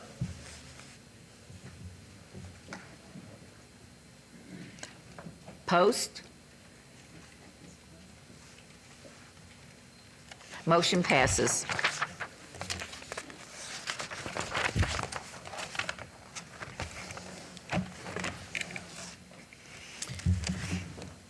Items number 46 are on the one motion, one vote agenda. Any person representing an application or a member of the public or member of the council not in agreement with the conditions and all the standard conditions for the application recommended by staff should request to have this item removed from this portion of the agenda.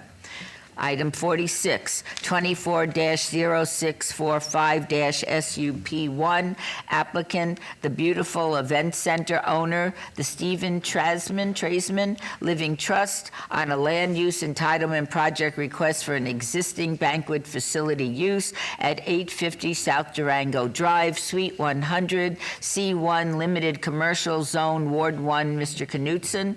Planning Commission and staff recommend approval of this item. This is a public hearing that I now declare open. Is there anyone wishing to be heard on item 46?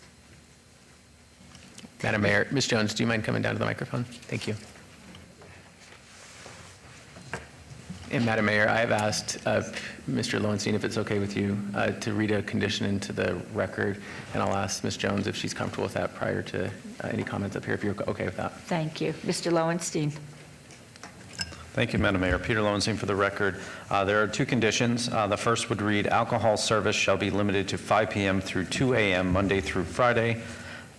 End of that sentence. Next sentence, no time restriction applied to Saturday and Sunday. Condition number 2 would read as follows, an administrative required review shall be conducted 1 year from the date of business license issuance. Thank you. Do you accept those conditions? I do. Thank you so much. Mayor Pro Tem, may I have a motion? Yes. Oh, wait, first, I'm going to close the public meeting. And now, may I have a motion? Yes, and just for the council's knowledge, the facility, I want you to be super successful. It just is right next to a preschool facility, and so that was the only concern. But I hope you were very, very successful and have lots of fun events. So Thank you. With that, I will move to approve. All right, shall we vote on the motion? Please post. Motion passes. Congratulations, Ms. Jones, and great success on your venture. Thank you very much. I'm honored by what you guys do here. Thank you.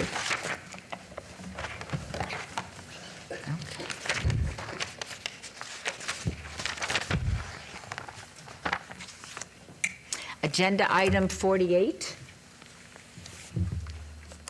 24-0570- abeyance item- on the following land use entitlement project requests on 0.38 acres at 1328 Westlake Mead Boulevard, R2, medium-low density residential zone. 48A, 24-0570-VAR1- abeyance item to allow a 10-foot rear yard setback where 20 feet is required. 48B, 24-0570-SUP1- abeyance item for a proposed church/house of worship use. 48C, 24-0570- SDR1- abeyance item for the proposed conversion and expansion of an existing 784 square foot single-family residential dwelling into a 3,310 square foot church with waivers of the perimeter landscape buffer requirements. The applicant/owner is Holy Cross Missionary Baptist Church, Inc. The Planning Commission recommends approval of the entire land use entitlement project. Staff recommends denial of the entire land use entitlement project. These are in Ward 5, Ms. Summers Armstrong, and our public hearings, which I now declare open. Is the applicant present? Good morning, Landon Christofferson, 2885 East Quail Avenue, here representing the church. The project itself is located at Lake Mead, the northwest corner of Lake Mead and Lexington, adjacent to the commercial that's there on Lake Mead and 2 residential parcels to the north. The site itself, the expansion will happen to the west of the existing structure. The waiver is requested on the west side of the property, where staff was requiring 20 feet, where we're providing 10, and again, that's adjacent to the commercial. So we feel like that is appropriate, because we can still get landscaping in there if needed, as well as meet the safety requirements for fire. The parking lot will be 25 spaces, which would provide enough parking. There is no requirements or waivers being requested for parking, as we meet the parking requirements for the new structure. The elevations of the project, the height will be a maximum of 28 feet 4 inches, with the structure providing a 1,980 square foot sanctuary, additional restrooms and storage. And with that, the landscaping, we are providing the landscape requirements adjacent to the residential, which is 8 feet, along with some fingers into the parking lot to help with heat island. All the landscaping material meets the requirements set forth in the recommended for Ward 5. And here, well, I apologize, we concur with staff's conditions if approved, and here to answer any questions you may have. I thank you very much. May I have a staff report, please? Yes, Mayor. Seth Floyd for the record. Mayor, staff finds the proposed church development will not be harmonious and compatible with the surrounding area, as evident by the requested variance to allow a reduced rear yard setback and waivers to allow reduced landscape buffer widths along portions of the south, east, and west property lines. Staff finds the request to be self-imposed hardships and thereby recommends denial of all entitlement requests. Thank you. Is there anyone else wishing to be heard on these items? Yes, my name is Crystal Turner. I am the assistant pastor of the Holy Cross Baptist Church. And I just want to say that we're trying to, this was approved once before, back in 2006 or 2005. And we just want to go ahead and go with the project and ask for your approval on today. We actually have come up to code to be able to contribute to the historic West of Las Vegas project that you guys have in place now. So we are asking that the board would approve. Is there anyone else caring to comment on this issue? My name is George Turner. I'm the senior pastor and the overseer of the Holy Cross Baptist Church. We've been there almost 35, close to 40 years. And that community have been improved all around except the church. And I believe that it's time for the church to improve. We're trying to help the community and to help young men to change their life. And we can do that at Holy Cross Baptist Church. But we need a larger place. And certainly, I hope and trust that we can move forward on this project, because we've been delayed for a long time. And I know what the scripture says. In all of thy ways acknowledge the Lord, and he will direct your paths. And we are here to ask the city to help us to move forward with the Holy Cross Baptist Church. Hallelujah, glory! Woo! Woo! Yes, please. My name is Elaine Bledsoe, and I'm the part of the Finance Committee and on the board for Holy Cross Baptist Church. And as he was saying, we have got many offers to buy our land because of the upgrowing developments that's around Lake Mead Boulevard. Even Mario's have been expanded. Even we've had fast foods right next door to us, right next door to us that has been grown.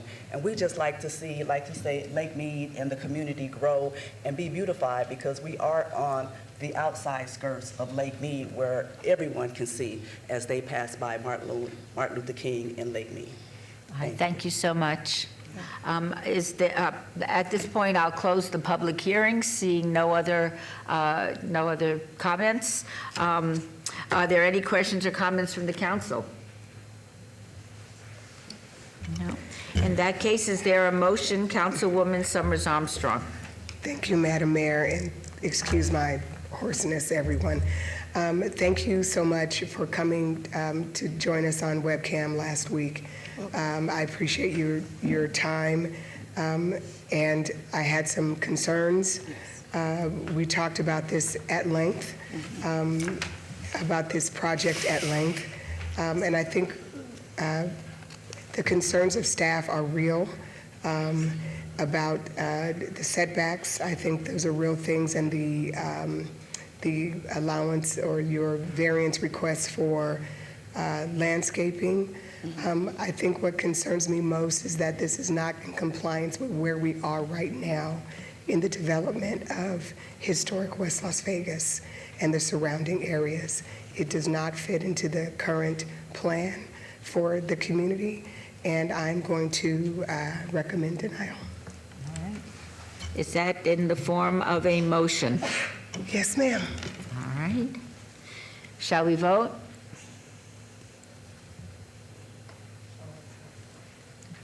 Please post. Motion is passed. Thank you. Sorry so much.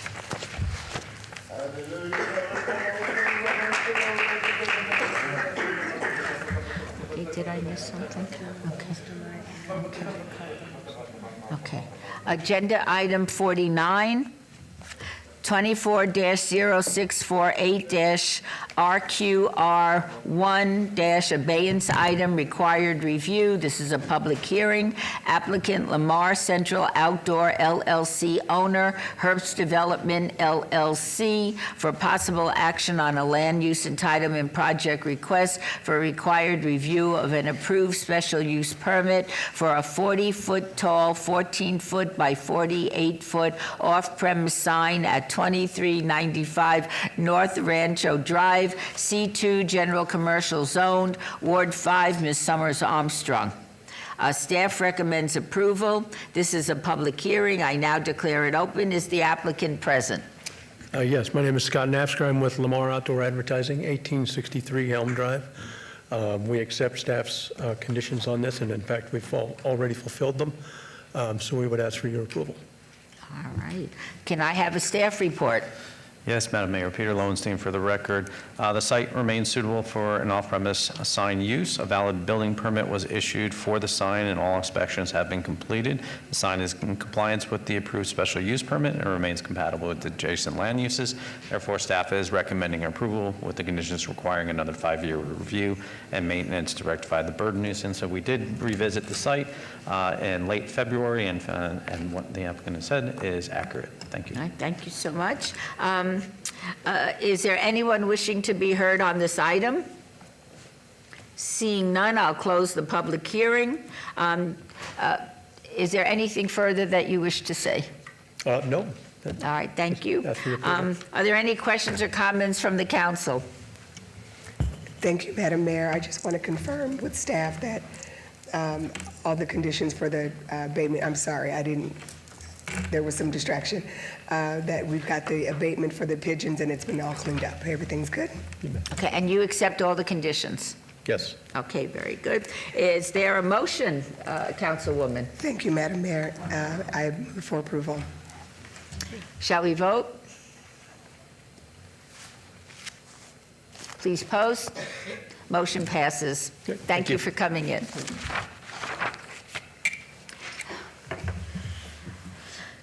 Item 50, 24-0254- on the following land use entitlement projects requests on approximately 28.27 acres on the north side of Kyle Canyon Road, approximately 336 feet west of the Alpine Ridgeway alignment. Item 50A, 24-0254-GPA1 from PCD, Planned Community Development, to MLA, Medium Low Density Residential. Note the request was amended to ML Medium Low.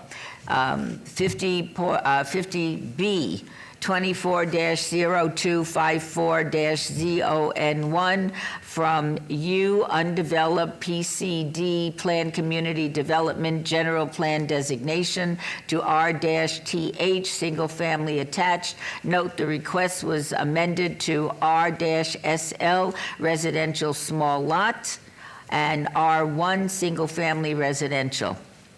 Item 50C, 24-0254-VAR1- to allow stub street terminus where a cul-de-sac or hammerhead is required.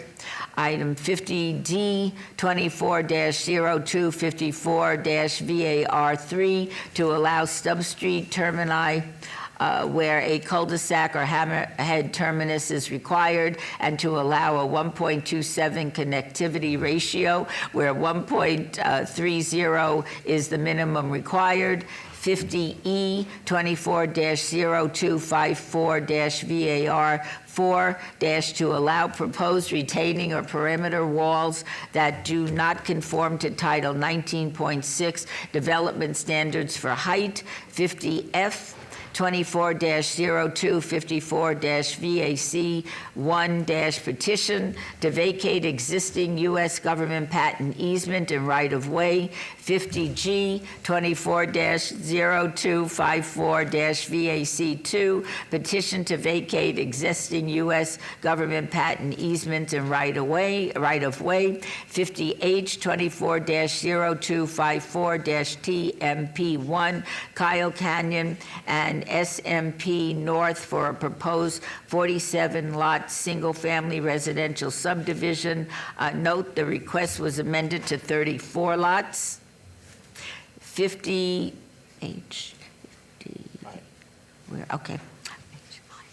50I, 24-0254-TMP3- Kyle Canyon and SMP South for a proposed 68-lot single-family residential subdivision with a waiver of perimeter landscape buffer requirements. The applicant is Tri-Point Homes and the owner is B-NW I2 LLC et al.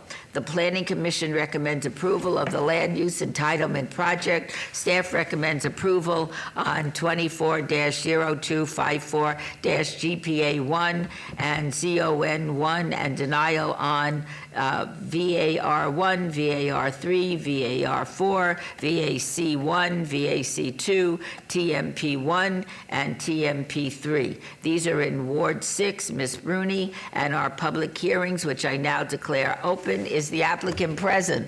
Good morning, Your Honor, council members. My name is Tony Celeste, address 1980 Festival Plaza Drive, here on behalf of the applicant Tri-Point Homes. I am also filling in for my partner, Jennifer Lazovich, who has been called away this morning to Carson City to attend to some legislative matters, so I will do my best this morning to fill in for her. As indicated, we are representing Tri-Point Homes on a proposed single-family detached residential project. The project is, just to familiarize yourself with it, is located, as you can see from the aerial, on the north side of Kyle Canyon Road, west of Schaumburg and south of Ruston. What we have before you is a development that really has two parts to it. You can see the site is bisected by a log cabin. On the north side, we have proposing 34 homes, works out to a density of about 3.2 units to the acre. To the south, we are proposing 68 homes. That works out to a density of about 3.5 units to the acre. We started this entitlement process about a year and a half ago.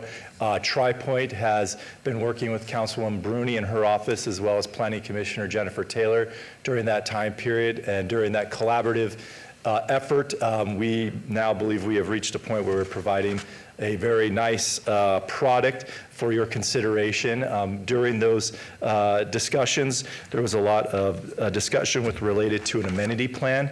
We have tried to emphasize that here, blowing up some of it. Entryway where we're going to have not only amenities but active amenities, in this case a volleyball park and associated uses with it. You can see kind of more of a blow up of that. As well, we are going to provide a walking path which is along our northern portion right here. It does have benches and dog stations and et cetera. So again, not only is it open space but active in nature. We appreciate Planning's recommendation of approval, and at least Planning Commission's recommendation of approval, and we agree to all of the conditions contained in the staff report, and I'm more than happy to answer any questions you may have. Thank you very much. May I have a staff report, please? Thank you, Mayor. Seth Floyd for the record. Mayor, staff finds the amended general plan designation and rezoning designations compatible with the surrounding area and recommend approval of both. In addition, staff has no objection to the petitions to vacate and recommends approval of both. Staff does not support the use of substandard streets with stub terminations and recommends denial of all variances and both tentative maps. Thank you. Is there anyone else wishing to be heard on these items? Seeing no one, I'll close the public hearing. Does the applicant agree to the conditions? I do. We do. Are there any questions or comments from the council? Okay.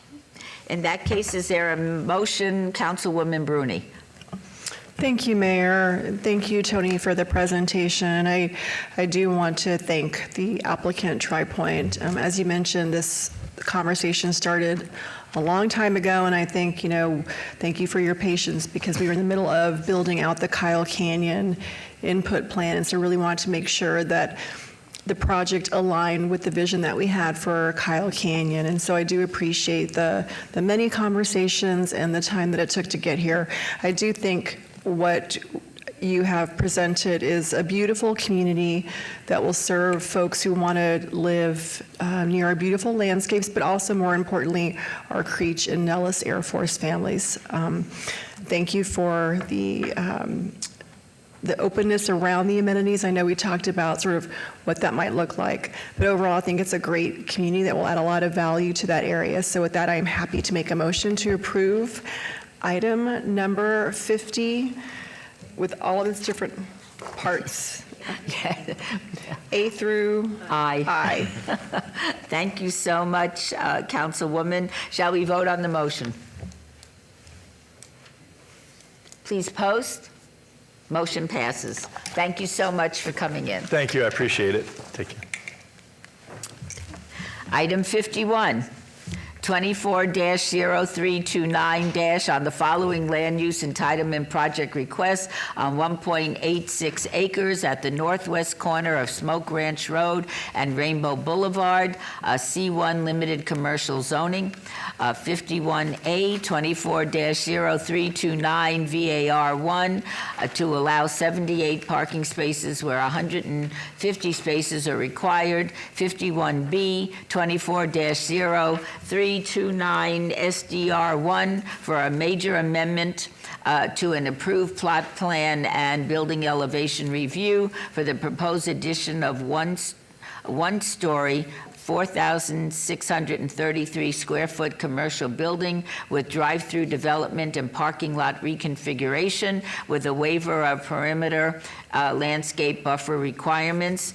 The applicant is Ray Germain and the owner is Winway LLC. The Planning Commission recommends approval on the land use entitlement project. Staff recommends denial on the land use entitlement project. These are in Ward 1, Mr. Knutson. And our public hearings, which I now declare open, is the applicant present? Good morning, Sheldon Colin, 2525 West Horizon Ridge, representing the applicant. As you can see in front of you, we're taking away an existing older car wash building and proposing a new retail restaurant use on the south side of the project.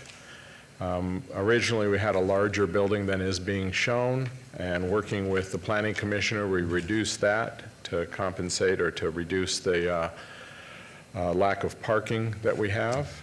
And also a compensating benefit for the parking offset is we're providing a substantial amount of landscaping on the corner to help beautify this project. And at the same time, when we provide the new building, we're proposing to remodel the existing building to match it, which will then improve the whole corner completely at once. I did reach out to the owner, and right now there is no specified use for the new retail building drive-through, but the one thing that has become apparent, none of the high-queue coffee shops are interested in it. So it looks like it'll probably end up being a more mom-and-pop type use. I'm here to answer any questions you may have. Thank you. May I have a staff report, please? Yes, Mayor Seth Floyd for the record. Mayor staff finds the proposed development would not be compatible with development in the surrounding area. In order to achieve the proposed design, approximately 40% of the required number of parking spaces would not be provided, and reductions in required perimeter and parking lot landscaping are needed. Staff therefore recommends denial of the variance and site development plan review, subject to conditions if approved. Thank you. Is there anyone else wishing to be heard on these items? All right, please come forward and state your name. Yes, ma'am. My name is Chad Francis Alonzo, and just on it, like, on the approval and disapproval, the only thing I have to say is, how is it that the landscaping would be denied on it in any way, shape, or form? As we already have an issue of, we're building astronomically fast, and it seems like we're not putting back on that part. Is all I have to say on the landscaping. Thank you so much. Thank you. Okay. Is there anyone else wishing to be heard? Does the applicant agree to the conditions that have been set forth? Yes, ma'am. All right. Are there any questions or comments from the council? All right. In that case, is there a motion, Councilman Knutson? Thank you, Madam Mayor. I know the Planning Commissioner worked a lot with you on this project, and I appreciated you taking the time to meet with me. With that, I am going to move to approve items 51A and B. Okay. Shall we vote on the motion? Please post. Motion passes. Congratulations.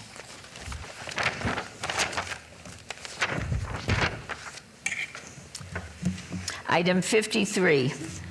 24-0667- on the following land use entitlement project request on 8.83 acres on the west side of Rancho Drive, approximately 650 feet north of Smoke Ranch Road, R3 medium-density residential zone. 53A, 24-0667-VAR1 to allow 355 parking spaces where 448 parking spaces are required. 53B, 24-0667-SUP1 for proposed 38-foot tall buildings within the 35-foot restricted area of the Airport Overlay District. 53C, 24-0667-SDR1 for a major amendment to an approved site development plan review for a proposed 28-unit expansion of an approved 3-story, 224-unit multifamily residential development, a 2,294 square foot expansion of an approved 1-story, 2,700 square foot clubhouse, and a parking lot reconfiguration. The applicant is Legary Development, LLC, and the owner is Nola Star Holdings, LLC. The Planning Commission recommends approval on the land use entitlement projects, and staff recommends denial on the land use entitlement project. These are in Ward 5. Ms. Summers Armstrong, in our public hearings, which I now declare open. Is the applicant present? Yes, good morning, Madam Mayor, City Council members. Lexa Green, 1980 Festival Plaza Drive, here on behalf of the applicant. This application is a request to amend a previously approved site development plan review. The subject site is 8.83 acres, and we're located near the northwest corner of Smoke Ranch Road. To the south, somewhat to the northeast, we have Rancho Drive along with the North Las Vegas Airport, and to the west, we have North Decatur Boulevard. The site was previously approved in August of 2018 for a multifamily residential development consisting of 3 phases. We have Phase 1 to the north, which is completely constructed. We have Phase 2 to the south, which is currently under construction, and highlighted in yellow is Phase 3 that we're before you on today. Just in developing Phases 1 and 2, the developer has determined that there's some changes that they would like to make to Phase 3. Included in those changes are an increase in the units for Phase 3 from 224 to 252 units, which still puts us significantly below what would be permitted within the zoning of R3. We are including 3-bedroom units, which weren't a part of the previous approval. We are increasing the studio unit counts. There is a reduction in parking from 376 to 355, and to help address that parking reduction, we do have a cross-access agreement and parking agreement with Phase 2 to the south, which is currently slightly overparked. So that'll give us some more spaces. We are increasing the clubhouse size just to add additional space for future residents to enjoy and also host their guests. And we are requesting a special use permit to increase the height of the building from 35 feet, which is permitted, to 38 feet. That same request was approved for Phase 2 to the south in October of 2022. In working with the councilwoman to help address concerns of maintenance and landscaping, we are in agreement with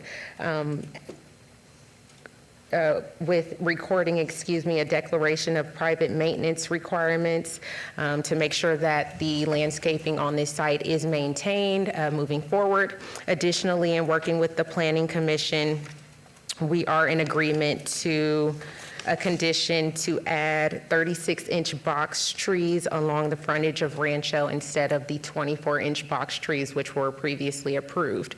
We feel that this site will be a nice addition to the area. Phase 1 and Phase 2 have turned out great, and we're excited about building and developing this one as well.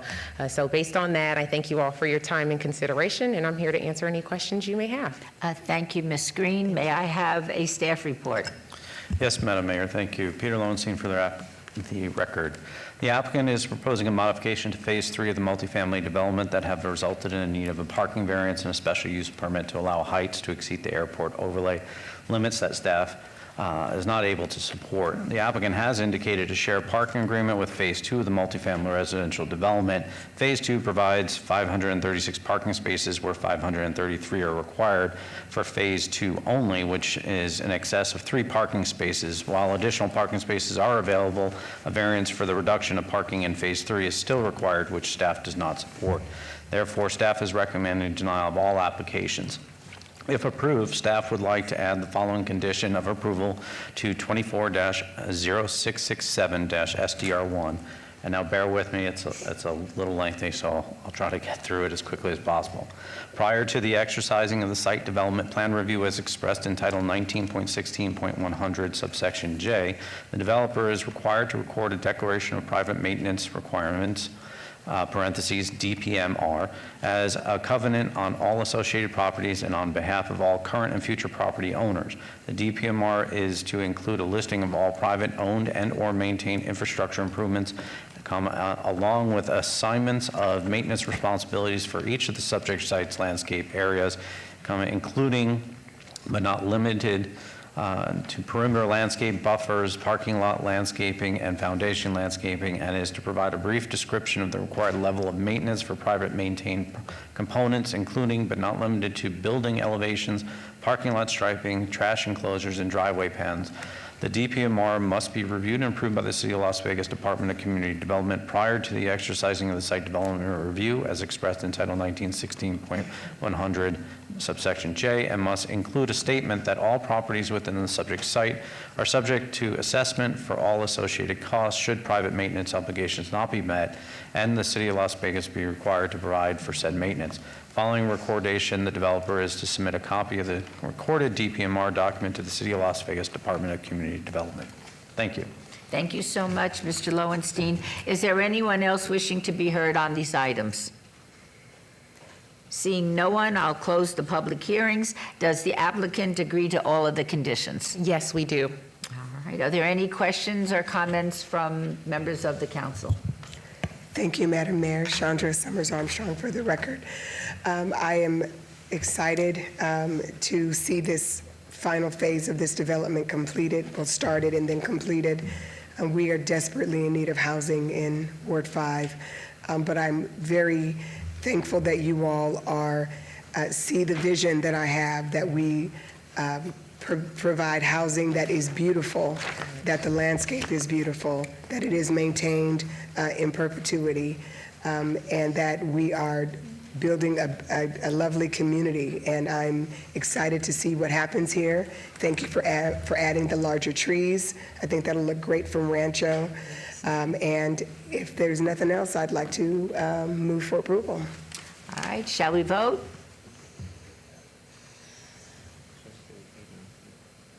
With the added condition on the site development review. I'm sorry. Through you, Madam Mayor, just clarifying with the added condition on the site development plan review. Absolutely, please. Thank you. Thank you very much. All right, please post. Motion passes. Congratulations. Thank you so much. Have a great day. Thank you.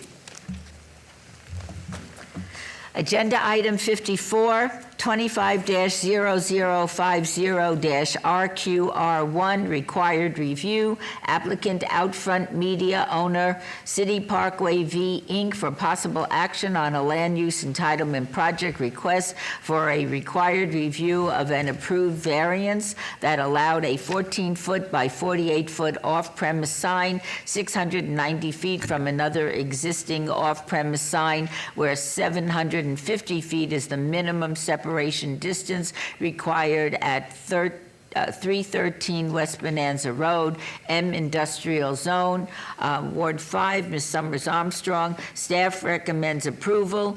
This is a public hearing. I now declare it open. Is the applicant present? We are here. Good morning, Mayor, members of the council. Ryan Arnold here representing the applicant. Yes, we've reviewed staff's report. We are in concurrence with their recommendations. Some brief history, this board was approved back in 1992. In 2022, we were approved to convert this to an LED. The whole structure was renovated to accommodate that. And upon visiting on Monday, it's in great condition. And so we ask for your support and approval. Thank you very much, Mr. Arnold. Can I have a staff report, please? Thank you, Mayor. Seth Floyd for the record. Mayor, the area's character remains industrial and the location near a freeway remains compatible with adjacent land uses. A valid building permit was issued for the sign in 2007 and all inspections have been completed. Therefore, staff recommends approval with conditions requiring a 3-year review. Thank you. All right. Is there anyone wishing to be heard on this item? Seeing no one, I'll close the public hearing. Does the applicant agree to all of the conditions? We do. All right. Are there any questions or comments from the members of the council? Thank you, Madam Mayor. I move for approval. Shall we vote on the motion? Please post. Motion carries. Congratulations, Mr. Arnold. Thank you.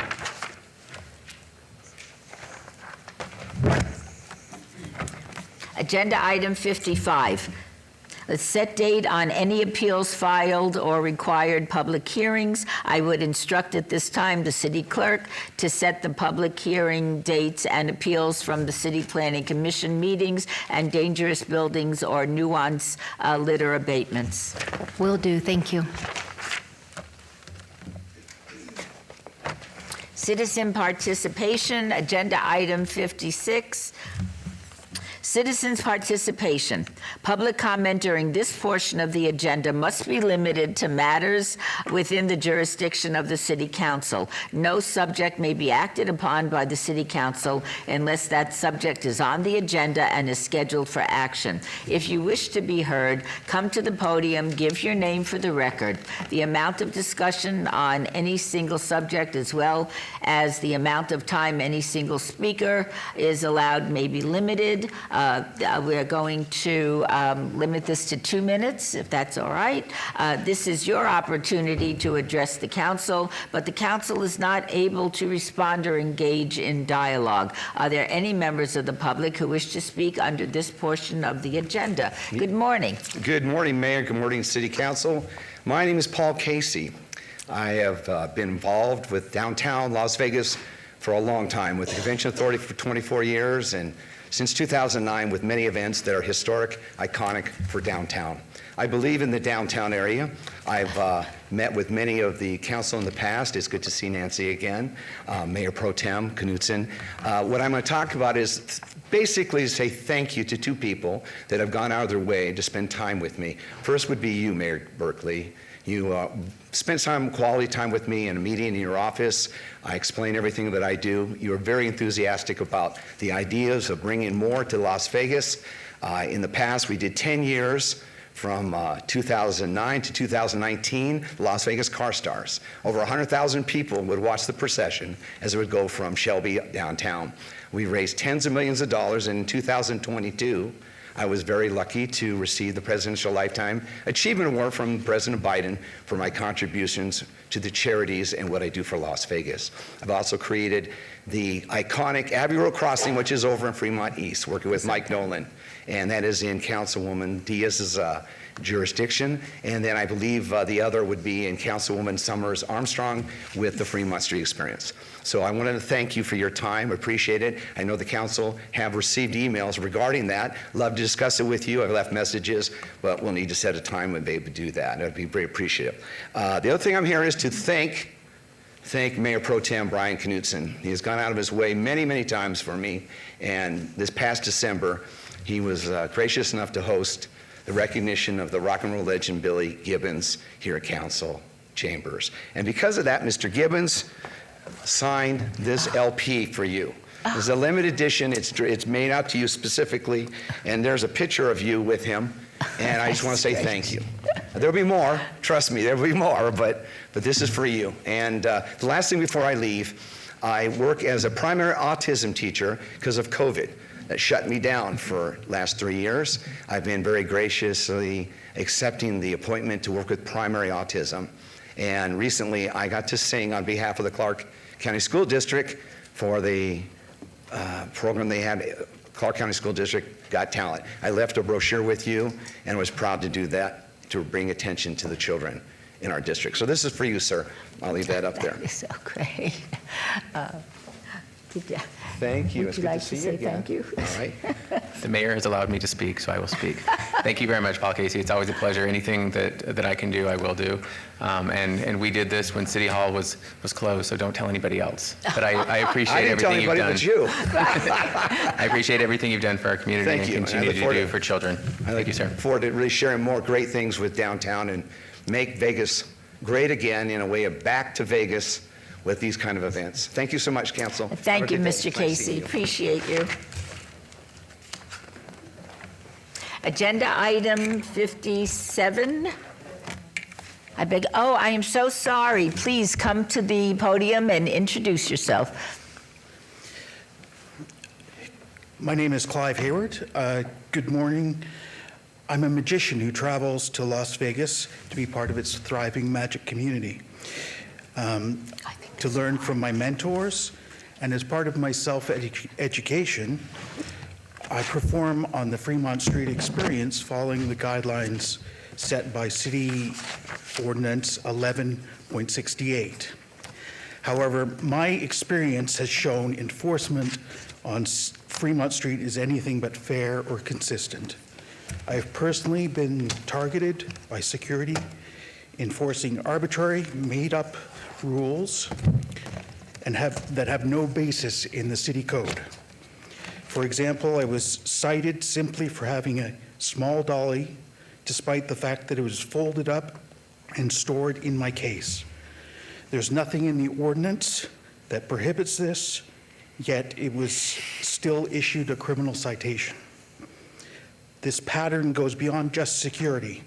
The city marshals, instead of ensuring fair enforcement of the law, frequently issue citations without checking or validating whether a violation of 11.68 has occurred. Rather than upholding the ordinance as written, they act on security's arbitrary decisions, leading to wrongful citations and unnecessary legal burdens on performers. In some cases, I've been threatened with unlawful arrest. Now I am facing the burden of returning to Las Vegas at great personal expense to defend myself against a charge that never should have been issued.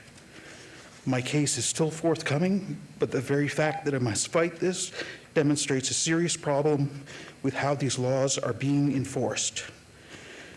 This is not just me, it's about every performer who comes to Las Vegas to share their art, only to be subject to intimidation and arbitrary enforcement.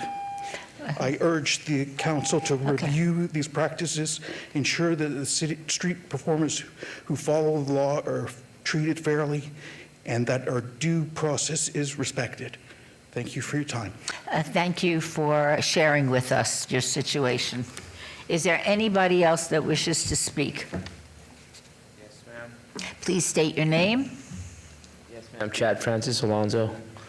Thank you, Mayor, Councilwoman, Councilmen, city planners. I just want to introduce myself as I look forward to working with y'all. This is my first meeting in Vegas, and I've had one in Georgia and one in Kansas, and I understand. I'm just learning how it works. So a couple topics I just want to, that I touch on is definitely the agriculture and putting back what we've been taking out as we do build. It's just understandable, we got to build for people to live. But I'd also like to, another big one is just touching up on the homelessness and cleaning up the streets. And I look forward to working with y'all on that one. That's another big one on my heart because, as I was looking at, the topics at hand, I see, Vegas is growing always, and as the new comes in, I feel like the old should be kind of just dispersed around properly. If the funds are there to purchase like some vehicles for rehabs, churches, and stuff like that. And I just wanted to just introduce myself and look forward to working with y'all. Well, thank you so much. Is there anybody else that wishes to address the council? Please state your name. Well, Madam Mayor and City Council, my name is Kelvin Gordon. I'm a performer on Fremont Street. My only issue, I can only speak for myself, is that first of all, I do respect the integrity of maintaining a professional environment. Sometimes they have a 3-day event like St. Patrick's Day, and we're kicked out for the whole 3 days. And I was wondering if we could just limit it down possibly to 1 day. I'm not an attorney. I don't know all the particulars of how they come to their decisions, but it's how it's done. And they have an area called the free zone, which we're not permitted to perform in, even during a 3-day festival, if that could possibly have some leniency for us to be able to perform there. Again, I can just only speak for myself. And that's it. I appreciate that. Thank you so much. Is there anybody else that wishes to address the council? Please come forward and state your name. Good day, Mayor, City Council, all the members. My name is Clyde Williams. Would you go by the, this way we could hear you. Okay. My name is Clyde Williams. I've been a street performer on Fremont Street for the last 9 years. Recently, the Fremont Street LLC have been displaying some very abnormal behavior. Last weekend, for example, they closed all of the circles. Now, 1168 108B2 says that no fewer than 25 circles will be available. The only time they can close the whole street is when the street is closed from the public. They have a permit. They go by the setup date and the teardown date of the permit and disregarded the time stipulated in the permit from 12 noon to 11 p.m. They took away our ability to participate in expressive ability for 72 hours. Everyone's. And they did this twice. They did it for the Neon Festival. And they have intention of doing it again in the near future. This is not how the ordinance was designed. At least this is not the ordinance that says in the website. Please take a look at this. We need your help. Thank you very much. Thank you so much. Is there anybody else that wishes to address the City Council? In that case, I thank everyone that has spoken, and we'll now move to item 57.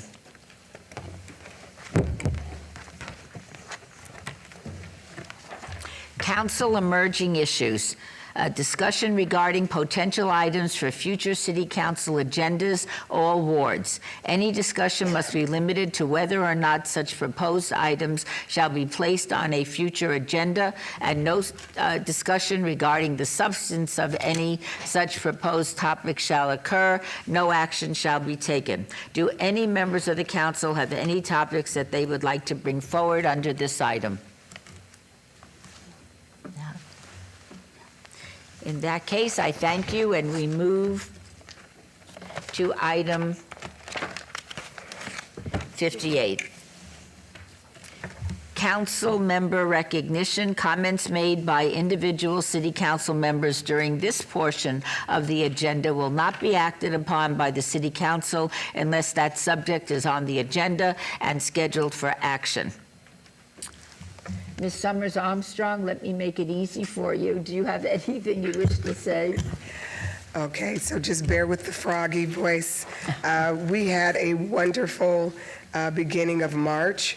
We participated in the Nevada Reading Week and went out throughout the community reading to children. We had a blast at Vegas Vista Academy, J.T. McWilliams Elementary, Wendell P. Williams Elementary, Doris Reed Elementary, Ollie Detweiler, Rainbow Dreams Academy, Matt Kelly, and Kermit Booker Elementary School. The kids had a blast. We had a blast reading to them.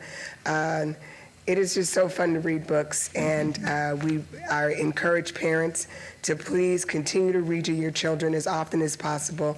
It opens up their little minds and helps them to dream big. We have an upcoming event next Saturday.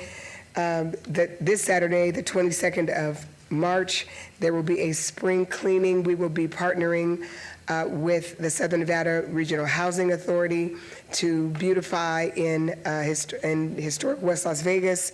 We'll be picking up trash in the neighborhood. If anyone would like to volunteer, please sign up or call 702-229-2179. This is going to be a wonderful event, and it's very neighborly, and we encourage you to come out and support your neighbors. Finally, we will have the Las Vegas Pineapple Fest 3 Music Festival at Sammy Davis Jr. Plaza at Lorenzi Park. This will be live music and entertainment, music for all ages. It's going to be a vibrant festival of art, music, and artists showcase their talents. So please participate. Tickets are $20 because there are professional musicians will be there. For more information, please go to www.secosband.com. We hope to see you there. And finally, if you want more information about activities in Ward 5 or in the city as general for classes and activities, just go to the website at lasvegasnevada.gov/events. You see a picture of my staff. We are so excited to be serving the community, and we would love to hear from you if you have questions or concerns. Our number is 702-229-5443. Thank you. Thank you, Ms. Polensky. Thank you, Madam Mayor. On Friday, March 7th, I wrapped up Nevada Reading Week with a visit to Cimarron Rose Community Center for our annual Juice with Seuss event. The center was packed with kids and families as the Cat in the Hat read stories to the attendees. Hats off to Kristen Carducci and her staff for another fantastic event, and to Christy Garnis and her events team for setting up the juice boxes and the yummy treats. I had a great time with an amazing group of lady friends and colleagues as we came together to celebrate International Women's Day on Saturday, March 8th. I'm so honored to serve the city of Las Vegas with 5 other intelligent, inspiring women. We all have unique traits and strengths and have an incredible opportunity to impact and give back to our community every day. Next up, this past Saturday, I hosted another successful shredding and medication disposal event for my Sun City Summerlin residents. My staff, city events team, and folks from Shred It clocked a record of processing over 300 cars in the first hour alone. Thanks to all who participated, and I look forward to continuing to bring this highly utilized service to my constituents in Sun City. Tomorrow is the deadline to submit nominations for Outstanding Ward 4 Teacher. We will be selecting one elementary school teacher, one middle school teacher, and one high school teacher for this award. Let's let our amazing teachers know how grateful we all are for their hard work. Next up, please join me on Saturday, March 28th from 10 a.m. to 2 p.m. at Wayne Bunker Park for our first-time event, the Children's Fair. The event will feature kids promoting their businesses, a talent showcase, a business licensing workshop, and food trucks for purchase. Next up, on Tuesday, April 1st, Las Vegas MPD Summerlin Area Command is having their first Tuesday at 5:30 at the Starbright Theater located at 2215 Thomas Ryan Drive. Join Captain Fennis, myself, Deanna O'Rear Cameron, and Judge Bill Voy as we discuss important topics such as elder abuse, neglect, and fraud. Parents, are you looking for a safe and fun option for your kids when school is out? Check out the No School Fun Days in April offered at multiple locations by the City of Las Vegas Parks and Rec Department. And do you have any information regarding any of the 16 missing children featured on this slide? If so, please call LV MPD Missing Person Detail at 702-828-3111. Let's get them back home with their families. Runaway kids, there is always a free bus ride home. And lastly, please stay connected with us on social media platforms or contact us directly the old-fashioned way at 702-229-2524. We're always here to provide any assistance that we can. Thank you. Thank you, Councilwoman. And I have to say, I was in Sun City a few nights ago, and they were still talking about your shredding event. It was wildly successful, so congratulations to you. And Mayor Pro Tem Knudsen? Thank you, Madam Mayor. At our last meeting, Councilwoman Diaz made Alex feel guilty, and so I will suffer the consequences. It's Certified Nurses Day. March 19th is celebrated every year as Certified Nurses Day. It's a day of recognition for and by healthcare leaders dedicated to nursing professionalism, excellence, recognition, and service. March 19th is the birthday of Dr. Margarita Greta Madden-Stiles, one of the greatest leaders in the field of nursing certification. It's also International Read to Me Day. March 19th is also celebrating International Read to Me Day. It's an international campaign to advocate for children's literacy and build a community to empower children with the gift of reading. It fits in perfectly with all of our experiences reading over the last couple of weeks. It was super fun at all of our schools. I had to read to a whole grade. I don't know if anybody got that, but an entire grade. Yeah, me too, for 3 classes. Yeah. And we have Brews with Brian coming up. It's on Tuesday, March 25th at 5:30 at the Bagel Cafe. Our topical area is homelessness. We're going to be talking with our MORE team and our DPS team, but we're going to be super crowded. There's a lot going on in that field, so if you don't like crowds, this is not the one for you. Just call me and we'll get together individually because there's going to be a lot of people here. There's a lot to talk about. And there's Art in the Park coming up. It's on May 10th from 10 a.m. to 4 p.m. at Rainbow Family Park. If you want to be an artist or a vendor, please scan that code there and join us. And we are in the midst of Corporate Challenge, so we're wishing Dave and Alex well wishes as they compete for Corporate Challenge. And that's all I got, Mayor. Thank you, Councilwoman Diaz. And thank you very much, Mayor Pro Tem. Councilwoman Diaz. I appreciate knowing what we celebrate or commemorate, and I'm a woman of tradition, MPT, so thank you for keeping the tradition alive here. March comes in roaring like a lion, and it has been nonstop, I think, for all of us on this council, so I'm just going to share some things we've been up to. On last Saturday, well, not last Saturday, but Saturday before last, it was International Women's Day on March 8th, and it was amazing to celebrate our sisterhood there at East Las Las Vegas Community Center. Thank you to La Campesina 96.7 for their support. Assemblywoman Selena Torres also stopped by the event.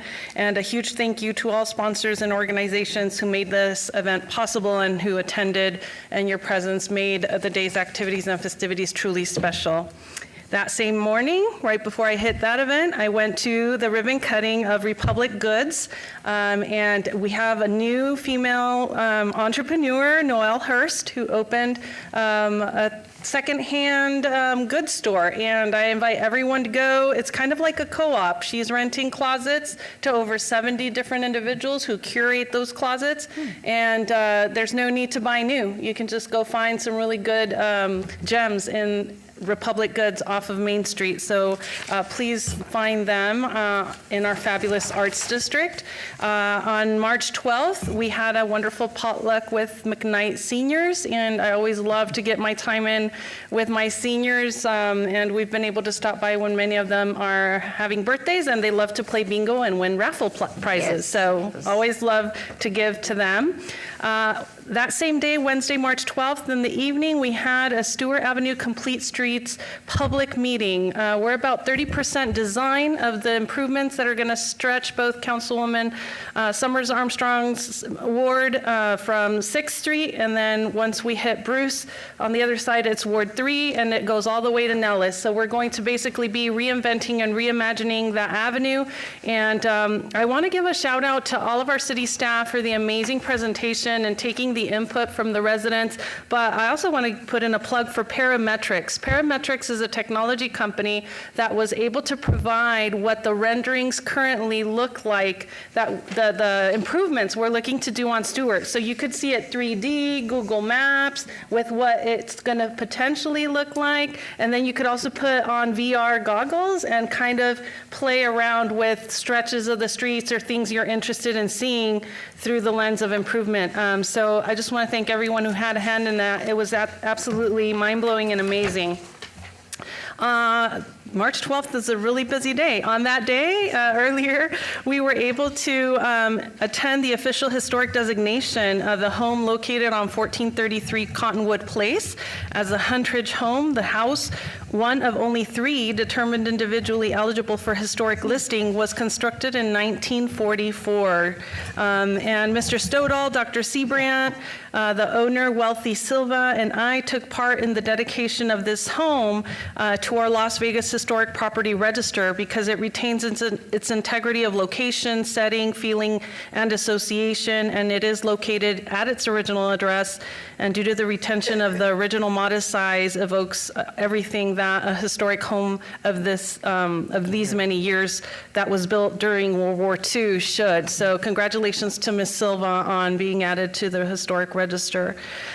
Tuesday, March 11th, we had an awesome community workshop at East Las Vegas Community Center. You can see all the folks to the left who partook, and they found that it was very helpful to de-stress and let your creative juices flow and listen to an artist. Adri del Rocio was in town, the artist that's responsible for the beautiful mural on East Las Vegas Community Center, Our Collective Strength Has No Boundaries. And so we wanted to take advantage that she was back in Las Vegas to do a community workshop, and everybody loved it. We also partnered up with UNLV, and at UNLV's Barrick Museum of Art, she was able to basically talk to us about what it means to be a woman muralist from Mexico, and all of her creations and struggles and challenges and how she's been able to grow as an artist. So I just wanted to thank everyone, UNLV, our fabulous East Las Vegas Community Center staff, PLT, the Consulate of Mexico, and all of the attendees for making these 2 events absolutely amazing and inspirational. On March 13th, we were able to partake in a Jonas Park walking tour. I want to thank Alan Rogers, board member of the Nevada Preservation Foundation and proud resident of the historic Jonas Park neighborhood, for graciously giving the City of Las Vegas team an excellent tour of Jonas Park's history on the wettest day of Las Vegas. We learned interesting facts about the homes and past residents of the oldest homes in Jonas Park that date back to 1931. Eric Kroll, board member of the Jonas Park Neighborhood Association, also joined the tour and shared the unique design components of the newly installed Jonas Park signs that you can see here on the right-hand picture that the Neighborhood Association designed collectively, and we, the city, helped them place them. We still have to relocate some signs, but we're working on that. But that was all accomplished through our Neighborhood Partners Fund. So if you're a neighborhood association, please look out for that opportunity. If you want to do something collectively, the Neighborhood Partners Fund is an awesome way to get the funds, and you just need to match it with your work. On Saturday, March 15th, we hosted a wonderful cleanup and block party at Gary Reese Freedom Park. Thank you to all the volunteers that helped us collect 194 pounds of trash. Even though we keep our grounds pretty tidy, there's always so much more to collect. And to the community partners that taught us how to better be stewards of our environment, the Wilderness Society, Indigenous Voices of Nevada, the Solidarity Fridge, Nevada Plants, Somos Votantes, Mojave Max, and Clark County Parks and Rec all helped us out with this amazing feat. Just for these events coming up, you and the family are invited to the 3rd annual Free Art and Resource Fair supporting mental health and self-care through the arts and live music. Stop by the historic 5th Street School this Saturday between 10 a.m. and 2 p.m. for this very special event co-sponsored by the First Friday Foundation and a grant from the National Endowment for the Arts. It's Art You Okay? It's its 3rd time. I hope that you guys will all attend. On Saturday, March 22nd, meet and mingle with neighborhood associations from Ward 3. We're going to have this awesome event to share and learn about things that you could be doing with your neighborhood associations and your neighbors. Enjoy a light brunch, relax over a selection of light bites, and access resources, learn about the support and resources that our Department of Neighborhood Services offer. So take note, and we hope you can stop by. Donuts and Pup Cups, Tuesday, March 25th, 5 to 6:30, Gary Reese Freedom Park, 850 North Mojave Road. I hope that you all can come by and support. You're invited to a free donut, and your pup will receive a free pup cup. And this is all thanks to our Department of Public Safety, who we honored earlier. They're going to help us with this event to support the Latino Peace Officers Association. The Animal Foundation will also be making free dog collar tags for our fur babies. So please spread the word. And last but not least, a small reminder from our friends at LVMPD about the difference in calling 911 or when to best call 311. And I know that long wait times sometimes make us call or dial 911, but we're actually delaying assistance to real urgent matters. So if yours doesn't fall in the 911 category, 311 has improved significantly, I can attest. I've called into it at late last year and had to wait only a couple of minutes versus the lengthy time that a lot of residents had communicated in the past. So that's it for me, Mayor. I hope everyone has an awesome spring break with their kiddos if they're off of school this week. Thank you so much, Councilwoman Diaz. Councilwoman Seaman. Thank you. It was great celebrating Nevada Reading Week with the outstanding students at Strong Start Elementary School. Interacting with our next generation of leaders gives me great joy. I was honored to be recognized as one of the honorees of the Outstanding Women of the Year award ceremony, standing alongside an incredible group of women whose achievements continue to uplift and empower our community. I also want to congratulate Jerry Schroeder for being one of the awardees. I visited Kitty McDonough Ward Elementary School to present Cub Scout 500 with a certificate of recognition for their outstanding leadership, service, and commitment to insights into local politics, the voting process, and the role of a council member so they could earn a merit badge. These kids inspired me with great questions about local government. I was also excited to be invited as a speaker at the Nevada Hispanic Group. I also presented them with the certificate of recognition celebrating their dedication to supporting Hispanic and non-Hispanic businesses, driving economic growth and fostering strong community connections.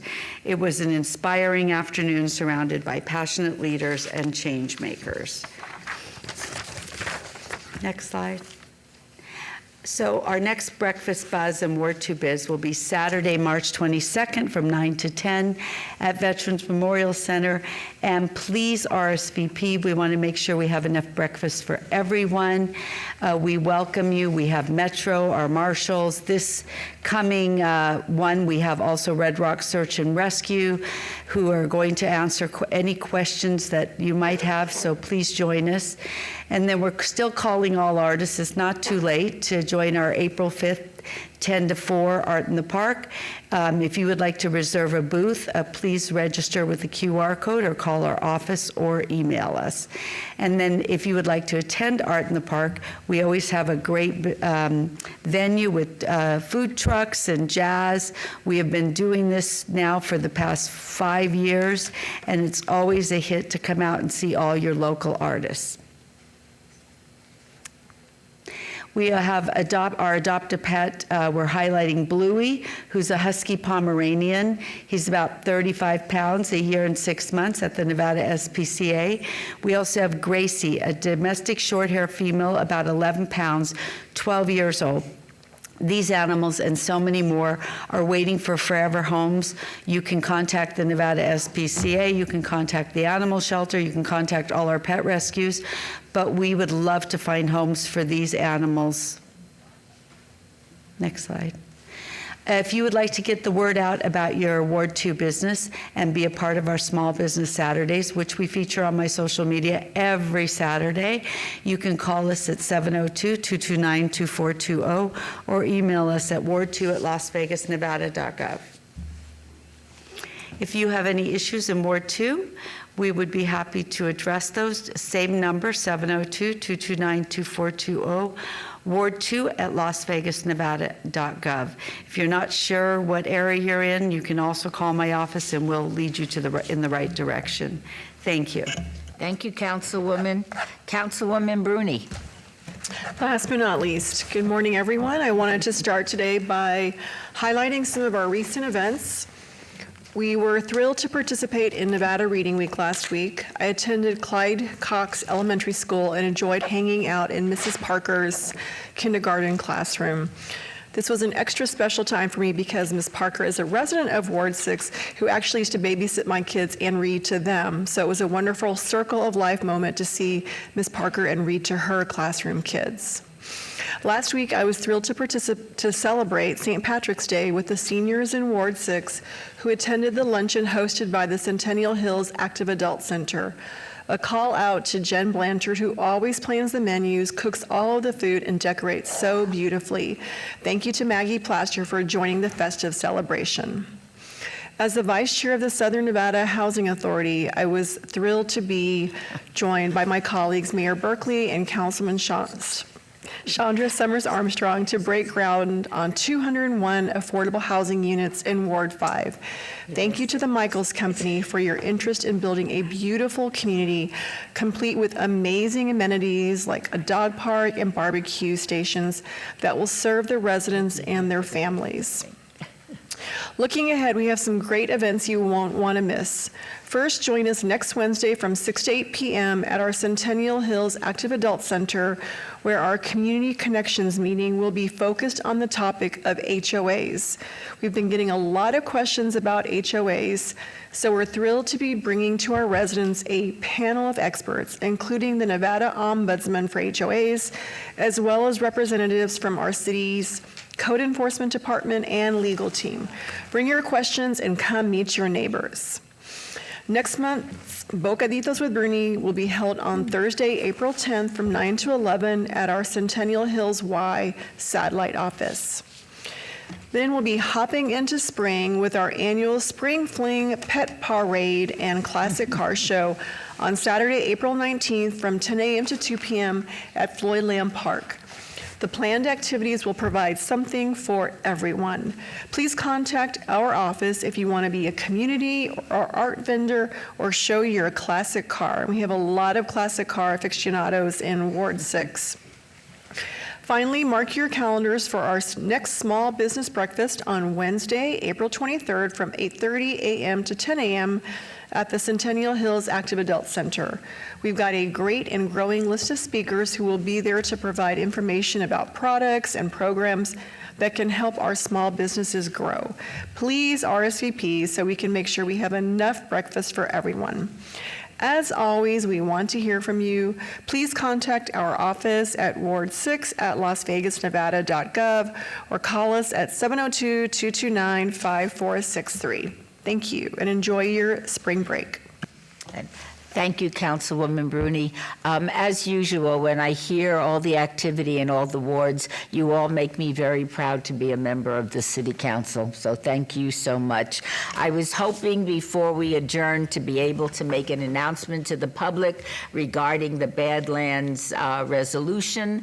Unfortunately, it's a little premature, so I invite everybody to check the city's social media, where we will make an announcement as soon as the resolution is concluded, which should be momentarily. And having said that, I wish everybody a very happy holiday with spring break, and this meeting is adjourned.